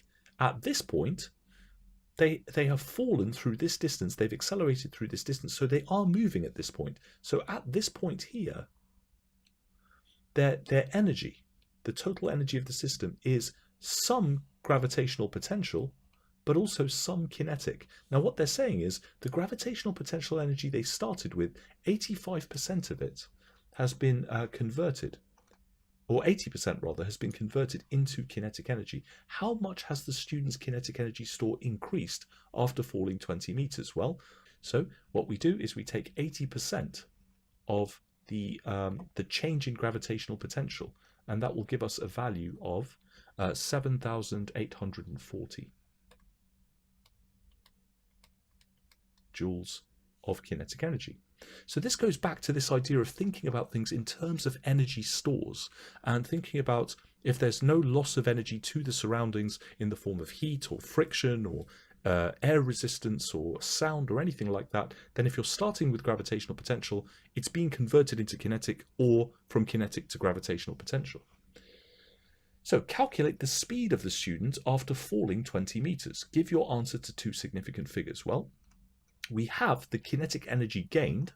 So if they started with 0 kinetic energy at this point, and they've gained this much kinetic energy by the time they reach this point, then we start with the kinetic energy equation. Again, start your calculations by showing the examiner the equation that you're using. Kinetic energy is half m times the speed squared. Now, we know that the kinetic energy is this, so we can simply write, substitute this into the equation. 7,840 joules is equal to half, and we know the mass, the student's mass is 50 kilograms, half times 50 times the final speed squared. Now we don't know what the final speed is. Yeah. So 7,840 is equal to 25 v squared. So v squared is equal to 7,840 divided by 25. And so this means that we take the square root of both sides. V is equal to 7,840 divided by 25. So, when we substitute, let me get my calculator back on the screen. Now I'm showing you the calculation here because one of the other errors that some of you seem to make rather kind of worryingly frequently, unfortunately, is that sometimes you don't apply the correct algebraic logic. You don't do the calculation in the right order or using brackets correctly in your calculator. And this ends up with you losing perhaps the final mark just because you got the correct working, but you didn't type the answer correctly into your calculator. So a good way of doing this is either do 7840 first, divided by 25, and then take the square root of that. Where's the square root button? Here. So that gives us 17.7 blah, blah, blah, blah, blah. Now, it does say give your answer to two significant figures. So pay attention to when it says that. You will lose marks unless you give your answer to two significant figures. So this answer to two significant figures, well, if this is the third significant figure, we round up to 18. Now, another way you could have done this in a calculator, depending on what type of calculator you've got and what type of algebraic logic it uses, is to put this in brackets first, or do the square root and then put the brackets in. But this is a direct algebraic logic calculator here. So, so once we do this, we've got our answer, 17.7 blah, blah, blah, blah, blah, whatever that was. And we round this up to two significant figures to 18. And this will give us all 4 marks here. So for this question, you've got, first of all, a mark for the correct substitution into the correct equation, a mark for the correct rearrangement of that equation to make V the subject. We've got a mark for this correct answer here, and then we've got a mark for giving the answer to the correct number of significant figures here for a total of 4 marks. So, at the lowest point in the jump, the energy stored by the stretched bungee cord is 24.5 kilojoules. The bungee cord behaves like a spring, so it's kind of giving you a clue here, of something which should, be reasonably obvious anyway. Calculate the spring constant of the bungee cord. So there's 3 marks available for this, and they're giving you the correct units for spring constant. Now, it does say behave like a spring, and it does say spring constant, but we're not dealing with a spring. This kind of crosses over a little bit between this topic and the forces topic, where you will get into the idea of elasticity, forces and elasticity. Now, whenever a force does work on an object and moves something, or rather a force causes a displacement of an object, work is being done on that object. This includes deformation, the changing of the shape of an object. Now, objects can be plastically deformed, so if you take a bit of, blue tack or whatever, you apply a force to it, you are doing work on the blue tack, but the work is being done in changing the arrangements of particles in the blue tack, and the blue tack is not elastic. Once you remove the force, the blue tack will stay in the shape that you've squished it to. But elastic objects will store energy because the molecules are moving in relation to each other and have forces between them. By working against those forces, you are storing energy in the object. So elastic potential energy is another one of those equations that you need to be familiar with. So let's quickly jot down the equation here just for completion's sake. So elastic potential energy, let's call it U sub E. All right, so elastic potential energy is half times the spring constant K, which we'll talk about in a second, times the change in length of the object, which we'll call x squared. So K is spring constant.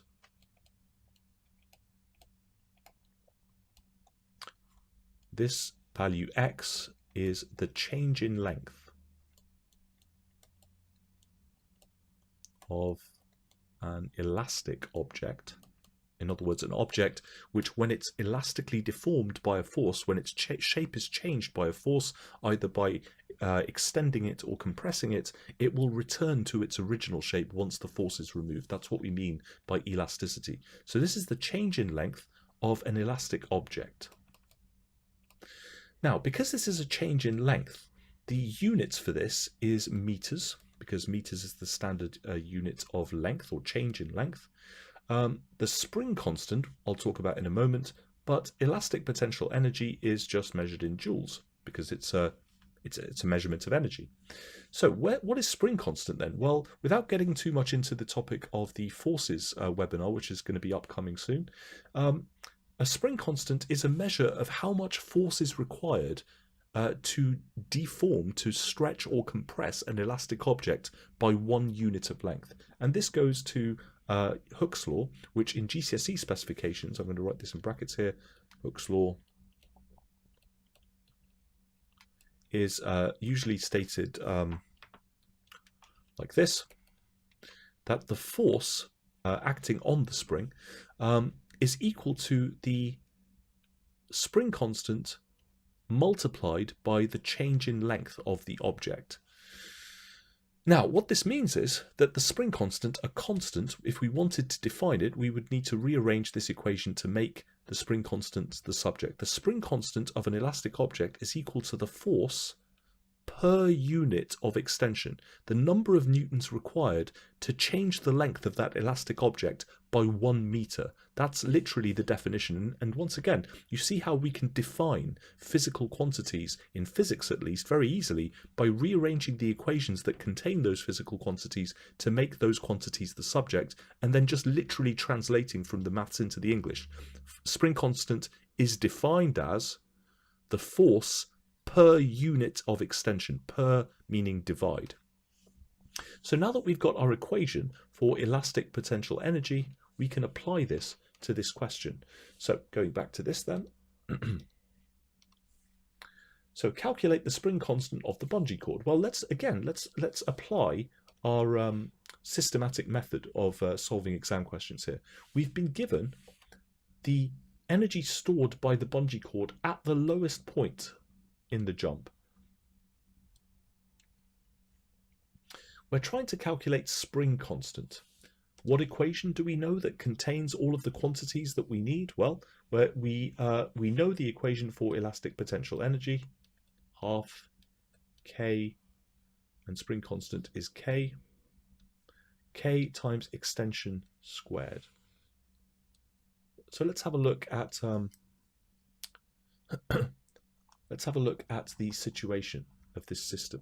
So between this point that we just got to in the previous part of this question and the final point, the lowest point in the jump, the bungee cord has gone from an extension of 20 meters to an extension of 55 meters, or rather the person's position has changed by 35 meters. So the extension of the bungee cord beyond that point, is 35 meters. So we can say at the lowest point in the jump, the energy stored by the stretched bungee cord is 24.5 kilojoules. The bungee cord behaves like a spring. Calculate the spring constant of the bungee cord. Right, so the extension is 35 meters. Extension X, 35 meters. Show the examiner, because again, in this question, you're not being told what X is. So don't just assume that the examiner is going to spot what you're doing with X unless you explicitly state it. X is equal to 35 meters, the extension. The K is what we're trying to find out. We don't know what K is, so we'll just call it K. U sub E, we're being told, is 24.5 kilojoules. Now, 24.5 kilojoules is not standard units. Joules is standard units. And there are 1,000 kilojoules, or 1,000 joules in a kilojoule. So we need to convert this into joules. So U sub E is 24.5 times 1,000, which is 24,500 joules. So we're starting with these values, and now the only unknown is K. So either you can substitute the values into the equation and then rearrange for K, or you can rearrange the values first and then substitute it. It's either way works fine. So I'm just going to, last time we entered the values in and then rearranged. This time I'm going to do it the other way around. So, and again, I know a lot of you like these formula triangles. I know they are useful. I know if you don't feel comfortable with your algebra, it's okay to use those formula triangles. Unfortunately, if you're always using formula triangles, you're never going to get comfortable with your algebra, or at least not comfortable enough. If you actually make an effort to understand how to rearrange equations algebraically, it's going to help you in all of your sciences. It's going to help you in your maths, and it's going to mean that you don't have to memorize a formula triangle. You just know the equations. Yeah. So let's apply basic principles of algebra to rearranging this. So again, we're trying to make K the subject, at the moment it's being multiplied by half times x. So to get k on its own, we need to divide both sides, or we need to undo what's being done to k. If it's being multiplied by 1/2 times x, we divide both sides by 1/2 times x, because if we're dividing this side by half times x to get rid of these two terms, we need to do the same thing to the other side, otherwise the two sides are no longer equal. So let's do it step by step. So let's first of all divide both sides by x squared. This becomes u sub e divided by x squared is equal to half times k. Now, dividing something by a half is the same as multiplying by 2. So whenever you see a fraction, so if we have a fraction like this, dividing by a fraction is the same as multiplying by the denominator of the fraction. So again, if you find that tricky to visualize, think about it like this. If you have 10 of something, how many times does half go into 10? It goes 20 times. So dividing 10 by half would be the same as multiplying 10 by 2, the denominator of the fraction, half. So dividing this side by a half to get rid of this half on this side, we need to do the same thing to this side.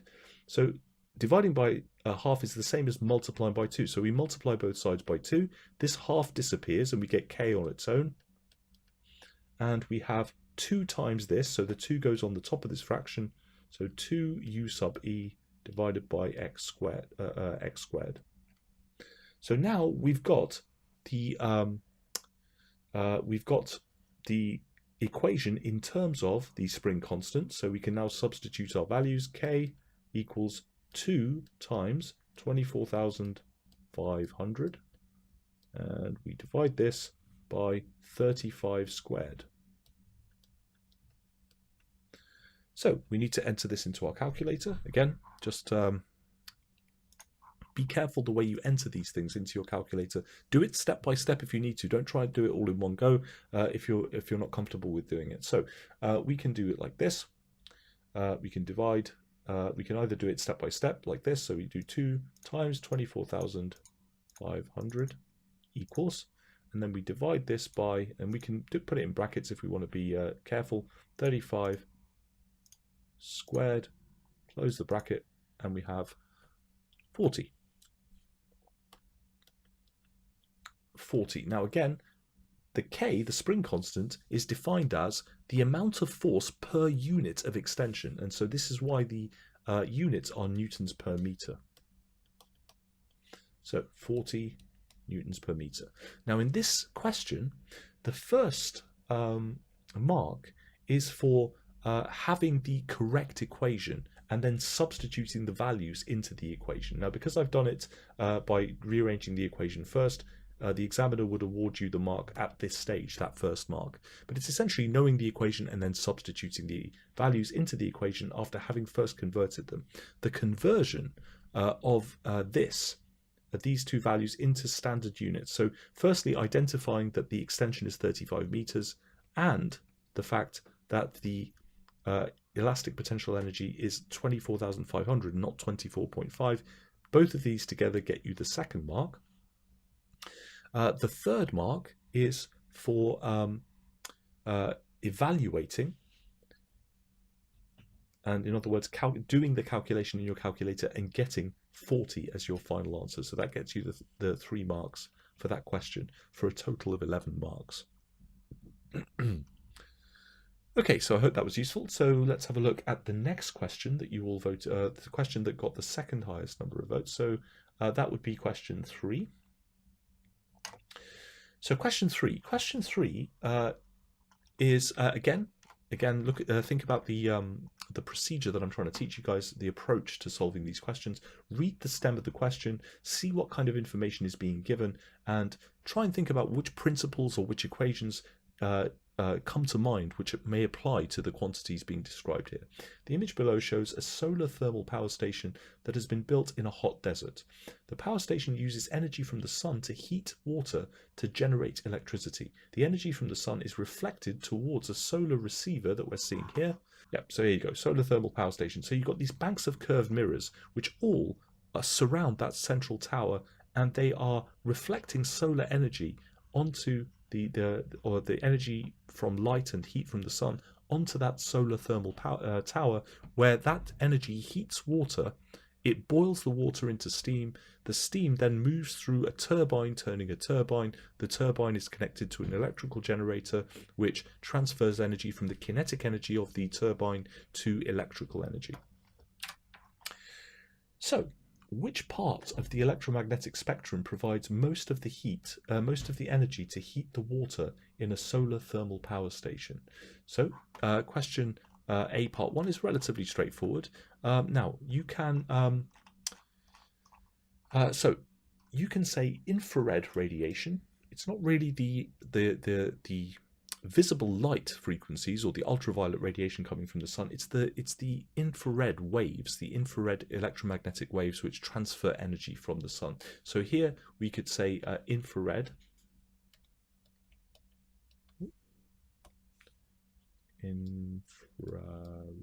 radiation.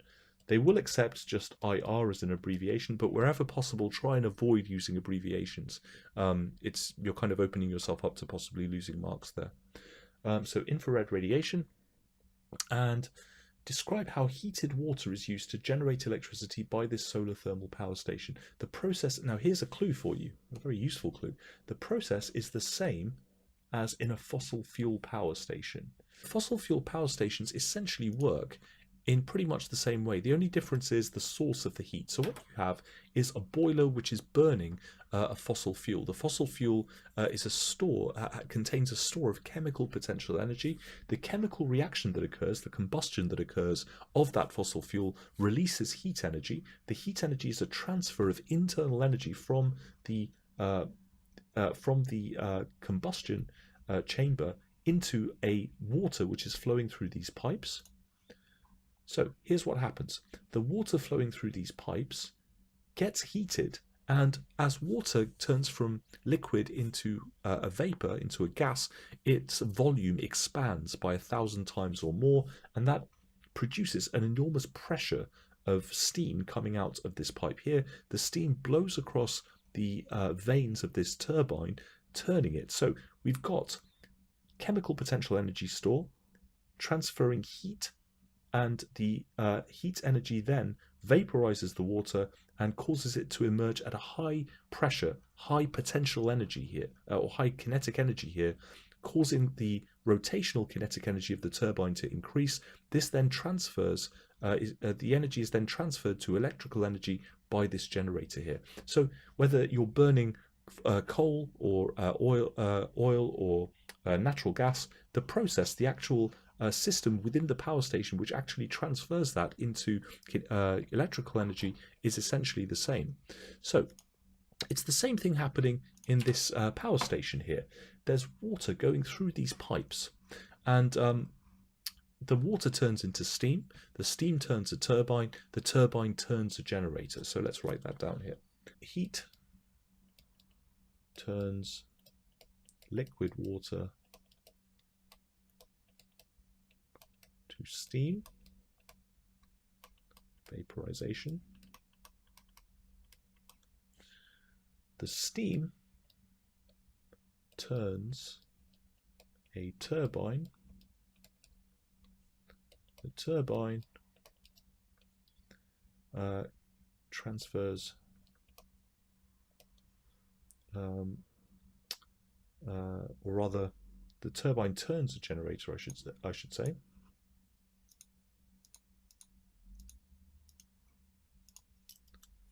Turbine turns a generator, and the generator transfers energy from the kinetic to electrical energy store. Strictly speaking, it's mechanical kinetic, but that will get you the marks anyway. So heated water turns into steam, steam turns a turbine, turbine turns a generator. This extra line here is I would include it anyway, just to kind of cover yourself. Now, once again, notice pay attention to the number of lines being given here. You've got 3 marks here available, but you've got 5 lines to write it on. Now, you could have scored the marks with just these 3, but you want to give the examiner no cause and no kind of ambiguity at all, that you actually understand what you're talking about. So 1 mark for this first part, 3 marks for this second part. Part B. A new type of solar power station called a solar storage power station is able to store energy from the sun by heating molten chemical salts. The stored energy can be used to generate electricity at night. So here's the stem of the question. So this is an example of a question where the examiner is presenting you with a context that you're probably unfamiliar with. Now, whenever you see an unfamiliar context in the stem of a question, do not panic, especially if the command word in the question which follows is this one, suggest. Suggest is not asking you to explain definitively. It's not asking you to answer the question from a position of definitive knowledge and understanding, because the examiner knows that you've probably never come across this before. It doesn't appear in your specification, most likely, and you probably yourself have not ever come across this concept of solar storage power stations, unless your teacher has taught you about it. Whenever you see this command word suggest, it appears in a question because the examiner knows you probably don't have enough actual knowledge to definitively answer the question, but you do have enough knowledge to apply what you know to this unfamiliar context and give a reasonable suggestion as to the answer to the question. So, now, a lot of you left this blank. A lot of you asked me questions about this one in the private by private message. So, first of all, here's the question. It is important that the molten chemical salts have a high specific heat capacity. So this is another one of those equations that we need to familiarize ourselves with, so we might as well write it down straight away. So the specific heat capacity of a substance is defined as the heat energy which is transferred when 1 kilogram, a unit mass of a particular substance, element or compound, changes its temperature by 1 unit of 1 degree centigrade or 1 Kelvin. So the equation, which is usually given, is this: delta E, the change in heat energy, is equal to the mass of the substance which is undergoing heating or cooling, times the specific heat capacity, which is given the symbol C, times the change in temperature, which is usually given the symbol delta for a change and the Greek symbol theta for temperature. So this is the change in heat energy. Now I say change in heat energy because when you heat an object, you are doing work on the object. You are transferring heat energy to the object, to the particles of an object. And so in that case, delta theta will be a rise in temperature. But when an object cools down, it is doing work on its surroundings. It is transferring energy to its surroundings. So in that case, delta theta would be a change in temperature downwards. And so we can use the symbol delta because this equation describes either supplying heat energy to an object as to cause a rise in temperature, or heat energy being emitted from an object to its surroundings to cause a decrease in temperature. So delta theta, oh, not sure why my pen's gone funny again. So delta theta is change in temperature. Sorry guys, my handwriting on this graphics tablet is particularly bad today. Right, so M is just the mass of the substance undergoing this temperature change, and this is always in kilograms, standard units of mass. Temperature is always either in degrees centigrade or Kelvin, because a change of 1 degree centigrade is equivalent to a change of 1 Kelvin.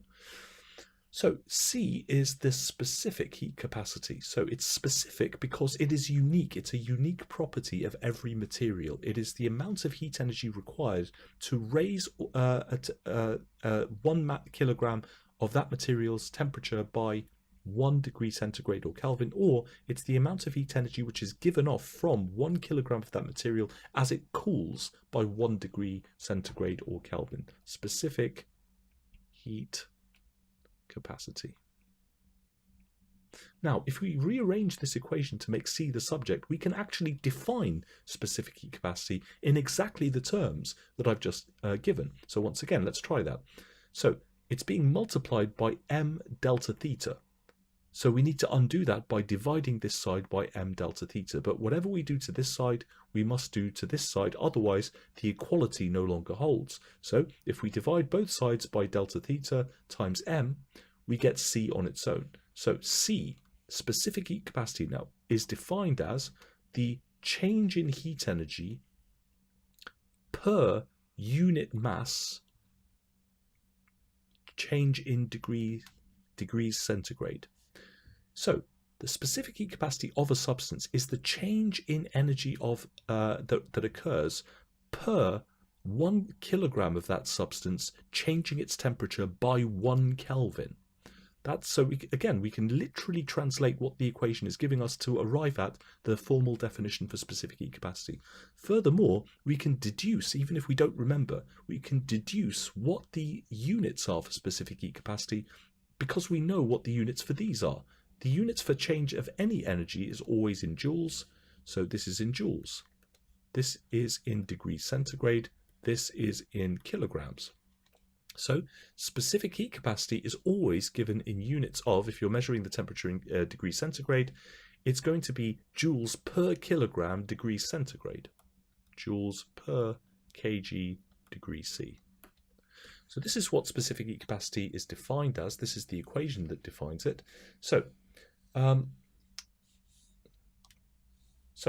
if the chemical salts have a high specific heat capacity, let's go back to the stem of the question here.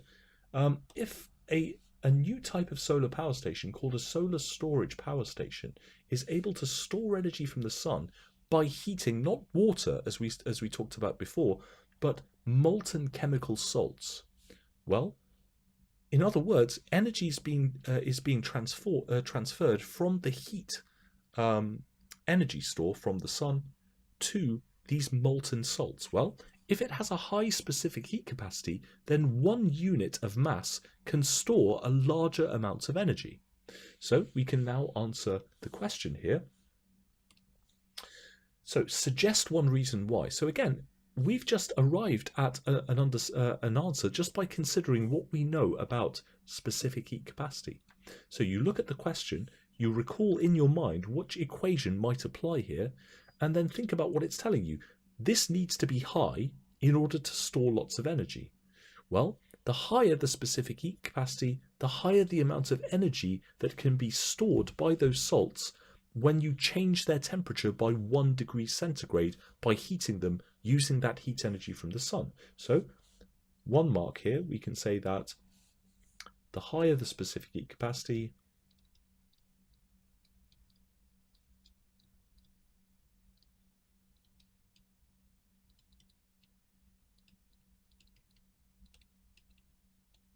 the larger the energy amount stored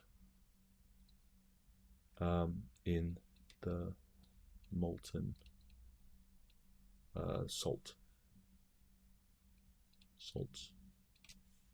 And this again goes back to the idea that if delta E is equal to mc delta theta, if the mass remains constant and this is changing, increasing, then you get more increase in this by increasing this. So if we've got a 1 unit rise, a unit rise of 1 Kelvin or 1 degree centigrade of the salt, then the higher this is, then the bigger the amount of energy which goes into the salt to cause that rise in temperature. Okay, so that takes us to the end of the second hour, I believe. So I will give you guys another 5-minute break. You probably need it after all of that. And then we will move on to the final half hour, if either a Q&A, or if you'd like me to continue for an extra half hour, either on exam questions or on content teaching, please do vote and let me know during the 5-minute break. But anyway, I'll give you about 5 minutes to take a breather, and I will see you in about 5 minutes time. All right, folks, we're back after the second 5-minute break here. And so let me just take a look here. So Seems like most of you have voted for me to go straight into the Q&A. That's fine. So I'm happy to do that. Just be aware that I will be uploading the full mark scheme for all of these questions up to the private resources page for you, the attendees, on my website. So that should be up there along with the edited and interactive version of this, the replay video of this webinar, on that page within about 48 hours or so. So, and as always, you do have access 24/7 to the live chat and also the private messaging system, whereby you can ask me questions on this topic via that page all the way up to your exam. So please keep the questions coming, and I'll be happy to respond to those questions there if you have any questions about either these exam questions or any questions about this topic as well. I'll also upload the complete PowerPoint containing all of the revision notes for all sections of this topic as well to the private resources page for you as well. So look out for that in the next 48 hours. All right, so let's get to the Q&A then. So it seems like the question across all 5 of the Zoom rooms, let me just take a quick look at what you guys have upvoted, which questions in those rooms have received the most votes. Okay, so it seems like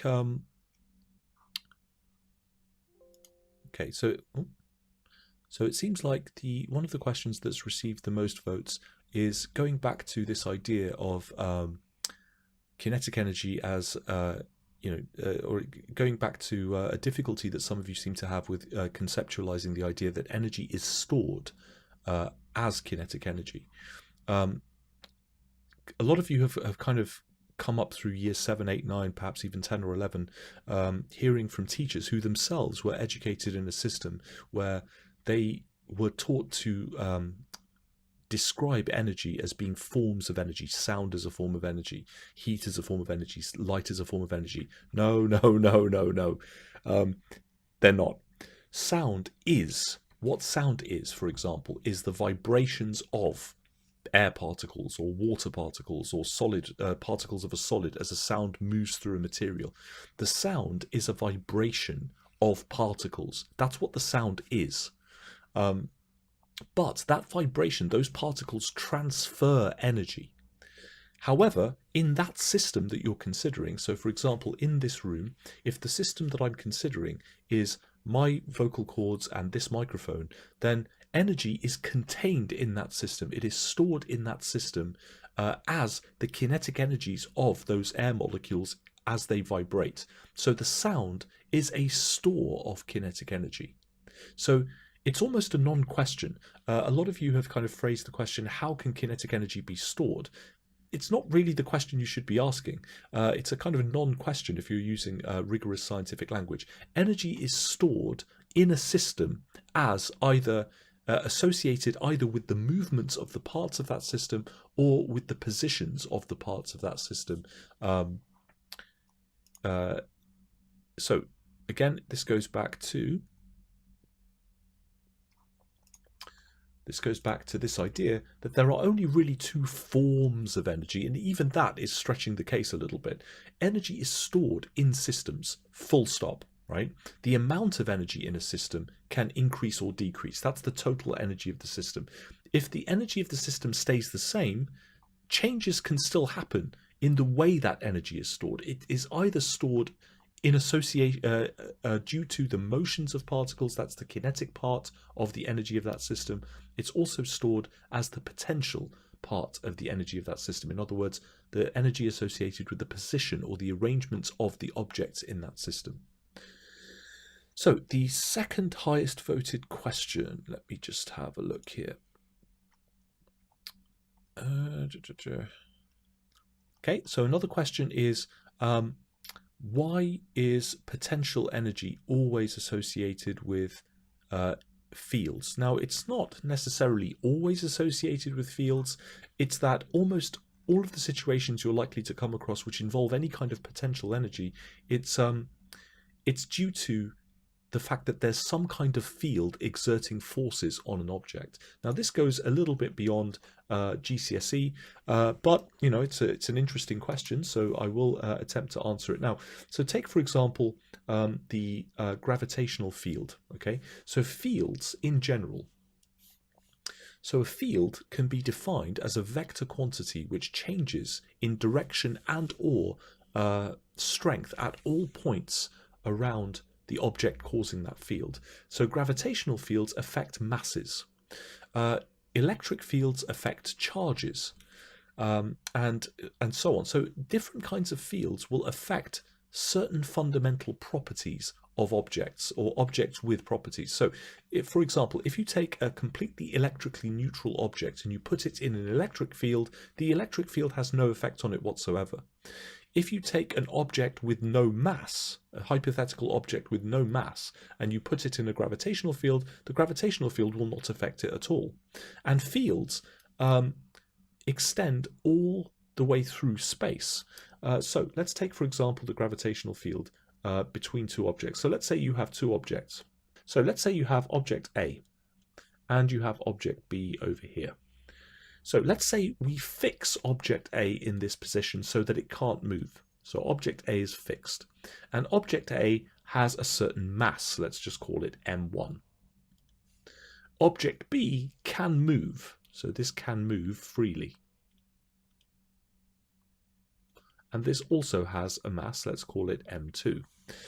Now, gravity is defined by Newton's law of universal gravitation, which basically says that two objects which have mass, if both of those objects have mass, those objects will attract each other with a force at a distance. So a field, it's a vector quantity, it's the force acting per unit of something at all points in space around an object causing a field. So let's just say this object at a fixed point, let's just say this is the Earth, a very large object like the Earth. And let's say this is a very small object like a tennis ball. So if relatively speaking, the Earth is fixed in relation to the tennis ball, the Earth will pull on this object with a certain force. Why is my pen doing strange things? Right, so the object will pull on the tennis ball with a certain amount of force. Let's draw arrows slightly more clearly using the arrow tool. So we have a force acting on this object. But there will be an equal and opposite force pulling in the opposite direction. This is essentially Newton's third law. For every action, there's an equal and opposite reaction. Now, Newton's law of universal gravitation basically says that the force of object A on object B, the gravitational force of object A exerted on object B, so let's call this the force exerted by object A on object B, is equal in size but opposite in direction to the force exerted by object B on object A. So the tennis ball itself is actually pulling on the Earth with an equal and opposite force, but the difference is the Earth is so much larger and has so much more inertia that the force exerted by the tennis ball on the Earth has almost negligible or no effect on the Earth at all. So this is the force exerted by object B, the tennis ball, on object A. Well, what does this mean? Well, again, we're assuming because of the Earth's much larger inertia, it is effectively fixed in comparison to the tennis ball, even though it experiences the same amount of force in the opposite direction. The reason for this is Newton's law of universal gravitation. The magnitude, the size of the force of object A on object B. Now this is a vector, but we can denote the magnitude, just the size of a vector, by putting it through with bars on either side. This is equal to this, the force of object B on object A, which is also a vector, but we're just interested in its magnitude. These two are equal, but the two forces are themselves equal to the following. This is the law of universal gravitation. The gravitational constant, which is just a constant, times the product of their masses, mass 1 times mass 2, divided by the square of the distance between them. Let's call this r squared. So r is this distance between the two objects, the distance between the centers of these two objects. Oh. So let's define that distance. Right. So what we have is this situation, and the equation that defines this, once again, we are going beyond the spec here, but you have asked the question and a lot of you voted for it, so I'm going to answer it. So here's our fixed object, here's our tennis ball, there's nothing but empty space in between them, and this is the equation that defines that. So we have a force acting which can accelerate this object, but the opposite force acting on this object towards the tennis ball is so small in relation to the Earth's mass, and the Earth has such a great inertia that it's effectively fixed, so we can discount any motion of this object. Now, let's say we hold this object at a very, very large distance, Let's call it, let's just assume that this distance is very large. So r is very large. The distance between the centers of these two objects, the Earth. So let's say this is way out at the edge of the solar system here. So the further out you go, the larger the separation, because r is raised to power 2, you're dividing the product of the masses. Yes, admittedly, the mass of the Earth is very large, and the mass of this is very small.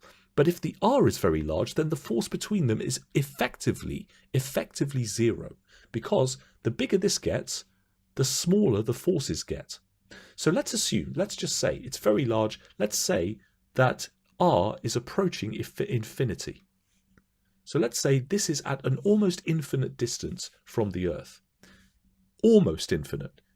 But this still never quite gets to zero.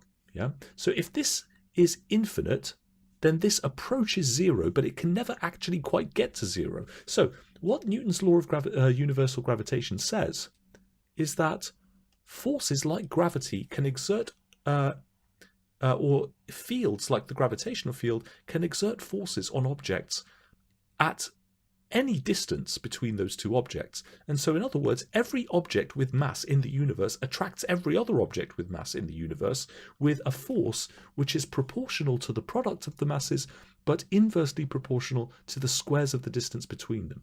So what's all this got to do with gravitational potential energy? Well, let's assume that this r, this distance between the center of the Earth and the center of our hypothetical tennis ball, is effectively infinite. The force may be infinitesimal, but it's still, it's still there. But let's just say that the force at this infinite distance is zero. So as r approaches infinity, the forces approach zero. Now, let's say we now take this and move this B, this object B, to a new position. This is the new position of object B, and we've moved it from this infinite separation, where the force is effectively zero, to this new position here. So we've moved it to this new position. So at this new position, r is much smaller, so the force is much more measurable. It's much larger. So if the force is much larger, let's just draw it as with a force arrow. I'll draw it in a different color. So now our force is much larger. And also, obviously, the force acting on the Earth is also much larger in the opposite direction. I'm not going to bother to draw that because, again, it's still not big enough to cause any change to the position of the Earth. Now we have a measurable force. But what do forces do to objects? Well, forces will move objects.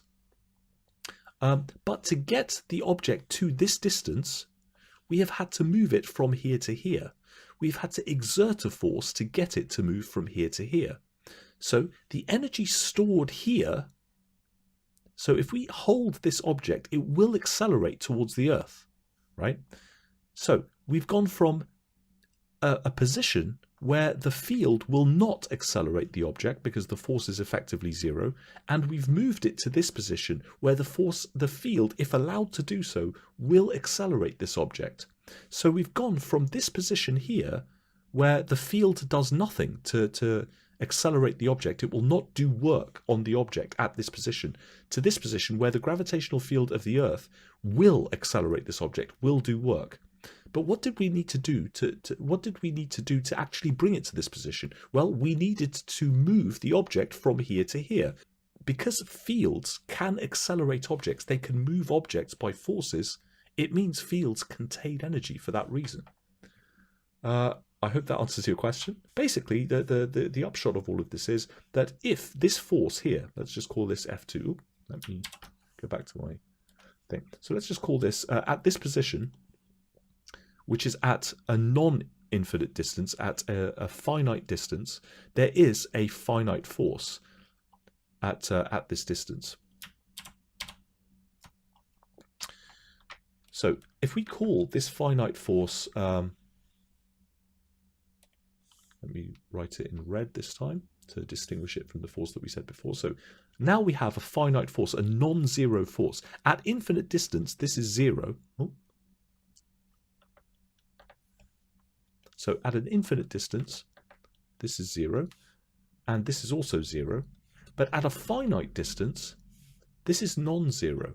This is a measurable quantity, which means if allowed to do so, this object can be moved by this force caused by this field through this displacement S. But force times displacement is work done. Yeah? And so for this reason, when you place an object in a field which affects that object, that field is capable of exerting a force. If it can affect a force, it can move that object through a displacement. If it can move it through a displacement, it means the object, the field can do work on the object, and energy is the capacity. Energy is the capacity, the ability to do work. And for this reason, fields imply potential energy. Alrighty, so I hope that answers your question. Let's move on to the next question here. Okay, so a lot of you are asking for me to go through the idea of specific latent heat. Now, the idea of specific latent heat is similar to the idea of specific heat capacity. It doesn't appear in most of your specifications under this topic of energy for GCSE Physics. It does appear in some of your specifications under this topic, but like I said to you before, there is a lot of crossover between this topic and other topics, like the kinetic theory topic, which appears separately from the energy topic in most GCSE Physics specifications. So this kind of speaks to the distinction between heating and cooling, the rise and fall of temperature of an object versus changes of state. So let me quickly go back. Let me make a little bit more space here, because we're going to need a bit more space. All right, so in order to fully answer this question, because in 2 of the 4 Zoom rooms, this is the question that came up, that has the most, or variations of this question that have the most votes. The question seems to be to explain specific latent heat. In other words, why does explain specific latent heat and specific heat capacity and how they're different, essentially, is the kind of question here. Now, in order to understand this, we first need to draw a distinction between temperature and heat. Heat is the transfer of internal energy or thermal energy from an object at a higher temperature to an object at a lower temperature. Now, unfortunately, it tends to get simplified to the point where it loses its rigor in its definition in GCSE physics specifications. But basically, that's what heat is. It's a transfer of internal energy. So the question is, what is internal energy? Well, internal energy is defined as the total energy stored in an object or system, specifically in terms of the kinetic and potential energies of the particles, the microscopic particles that make up the system. So what we're talking about here is a very general statement. The energy of any system is the total of all of the kinetic and all of the potential. So take an example of, so a very, very simple example, tennis ball above the ground and the earth, okay? Now, we can, again, not taking into account the air resistance, not taking into account the external atmosphere, just the tennis ball and the surface of the Earth directly beneath it. Let's just consider that as a simplified system. So the total kinetic and potential energies of that system would include the total kinetic energy of the tennis ball if it's moving, plus the total potential energy of the tennis ball, gravitational potential, and the Earth. But that's on the macroscopic scale. All objects made of matter are fundamentally made up of particles of matter, atoms, molecules, ions, and those particles are in a constant state of motion at any temperature above absolute zero. And therefore, you need to consider this on the microscopic scale as well. So for example, this pen right now has a certain amount of gravitational potential energy because it's at a certain height above ground. But this pen also has internal energy because it's made up of particles, and the particles are in a constant state of motion, and so the particles themselves store kinetic energy in their motions. And also, the particles have chemical and physical bonds between them, and therefore there is potential stored in the pen, in the substance of the pen. There is chemical potential. So there is the macroscopic kinetic energy. So if the pen is moving, it has mechanical kinetic energy on the macroscopic scale, but at the microscopic scale its particles are also vibrating, and so the total kinetic and potential energies of all of the particles of the pen is described as its internal energy. Its internal energy is not immediately apparent to our naked eye, but it's there. So internal energy is the total kinetic and potential energies of the particles which make up an object. So the internal energy of this pen is the total kinetic and potential energies of all of the individual particles that make up the pen. But while that pen is in motion or at a certain height above ground, at the macroscopic scale, the pen also has macroscopic mechanical kinetic energy and gravitational potential energy to go with its internal energy as well. So what's this all got to do with heat? Well, temperature and heat need to be distinguished from each other before we go any further. So temperature is a measurement of the average kinetic energies of the particles of an object. The higher the temperature of an object, the faster on average its particles are moving, and therefore at higher temperatures objects tend to have higher internal energies. Now, at lower temperatures, the particles are moving more slowly, and so objects tend to have lower internal energies. So this goes to the Kelvin scale of temperature, because temperature is a bit of a vague concept unless you have some objective way of measuring it. So if you think about, for example, two people from different parts of the world, imagine you have one person who's lived their entire life in the Arctic Circle where it's extremely cold, and they've never been out of that region in their lives. You have another person, let's say, who's lived in the Gobi Desert or the Sahara Desert for their entire lives, where it's very, very hot all year round.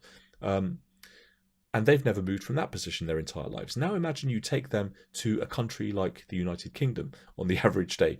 Well, the person from the Arctic Circle is going to find the temperature on that same day very, very warm, whereas the person from the Sahara Desert will probably find it freezing cold. And so their subjective perception of temperature, the degree of hotness or coldness, is subjective. It's no good to a scientist. You need some way of objectively measuring temperature.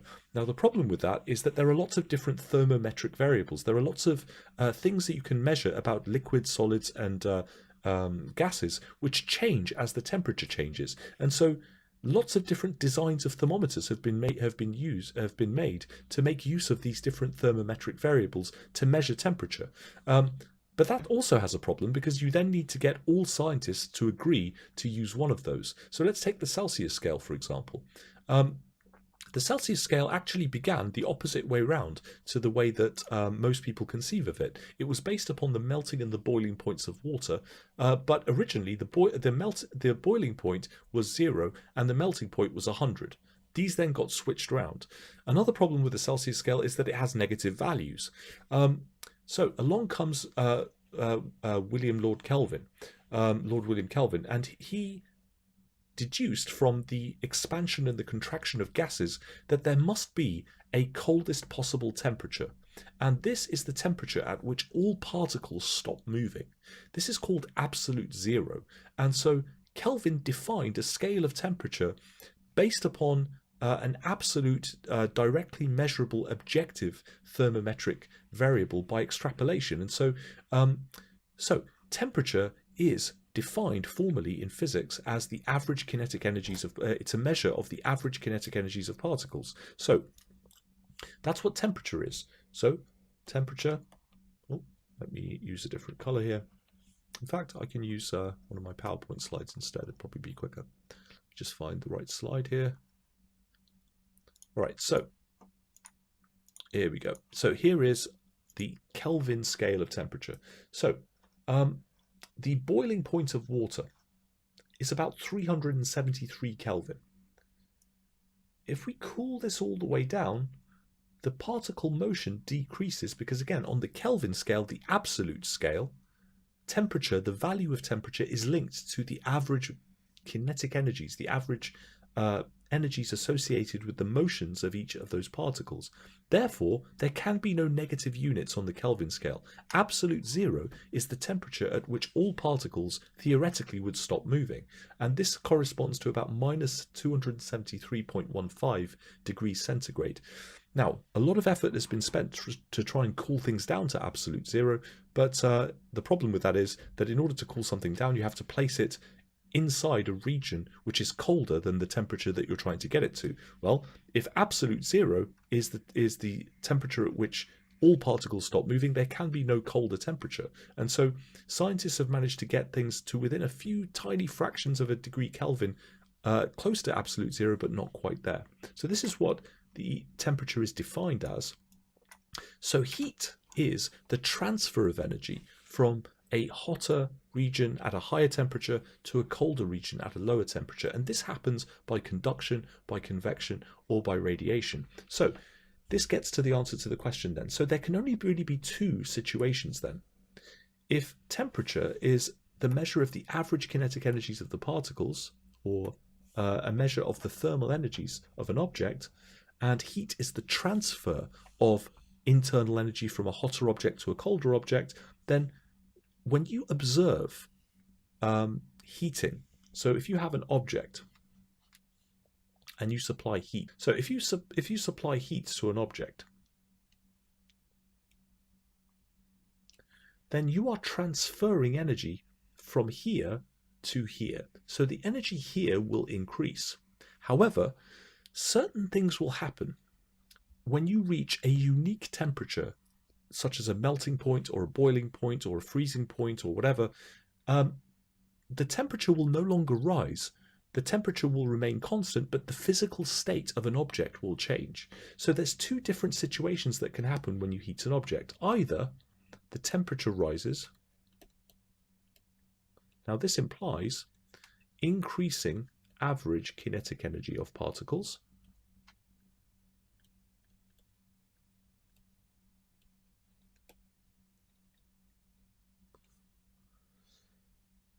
Or, depending on what the temperature is, you can get a change of physical state.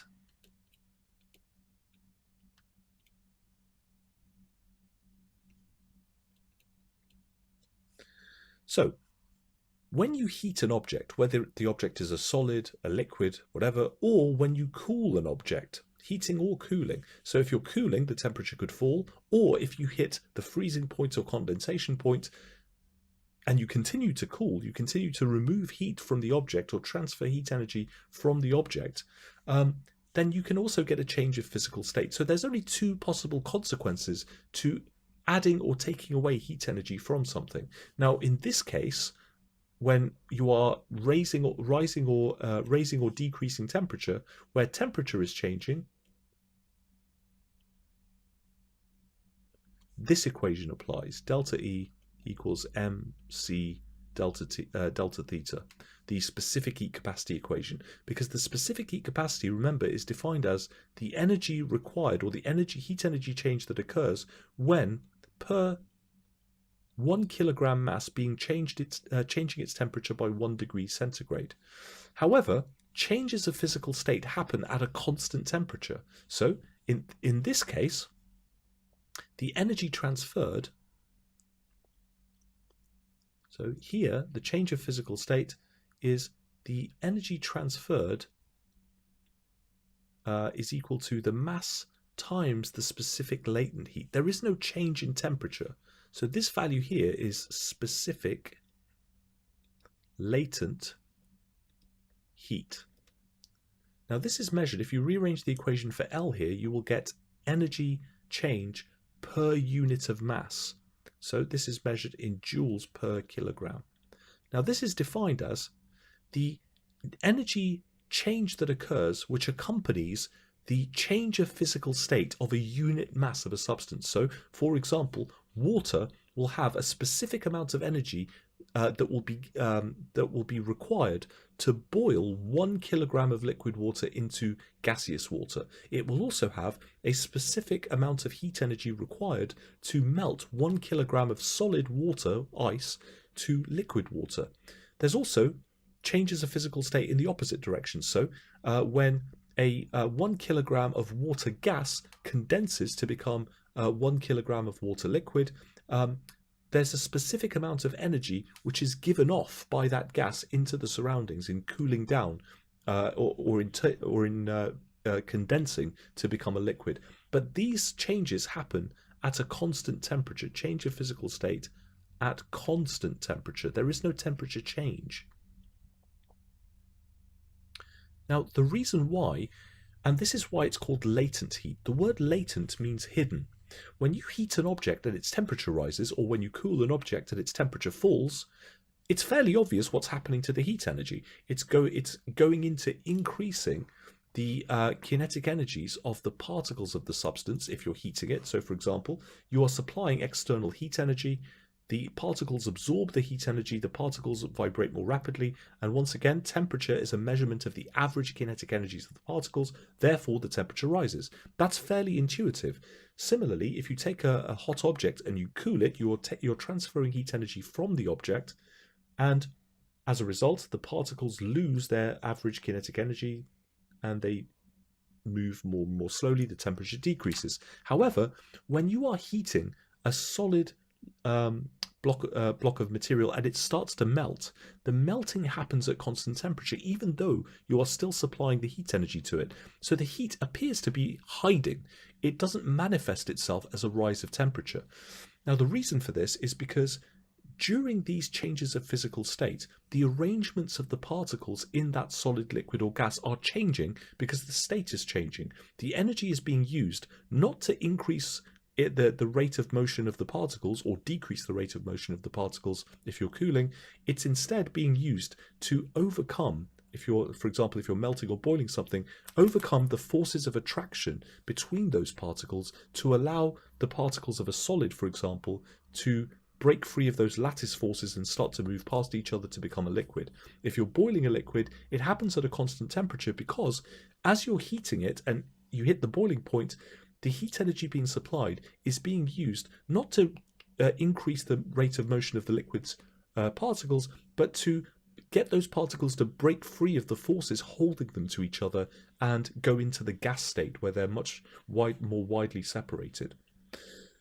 So that is the distinction between latent heat and specific heat capacity. Specific heat capacity relates to changes in temperature under conditions of heating or cooling. Latent heat relates to changes of physical state that always happen at a specific constant temperature. Okay, everyone, so it looks like we've reached the end of the Q&A period. I hope that was useful to you.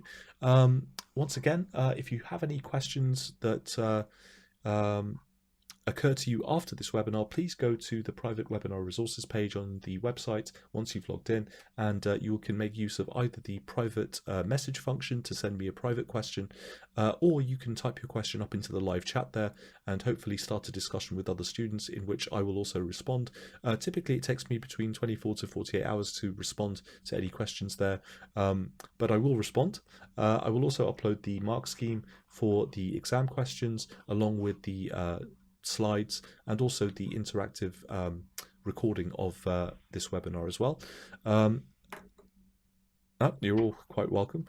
Thank you very much. Those very kind words there. Thank you. All right, guys, I hope that was useful to you. I will see you in the next webinar. Take care.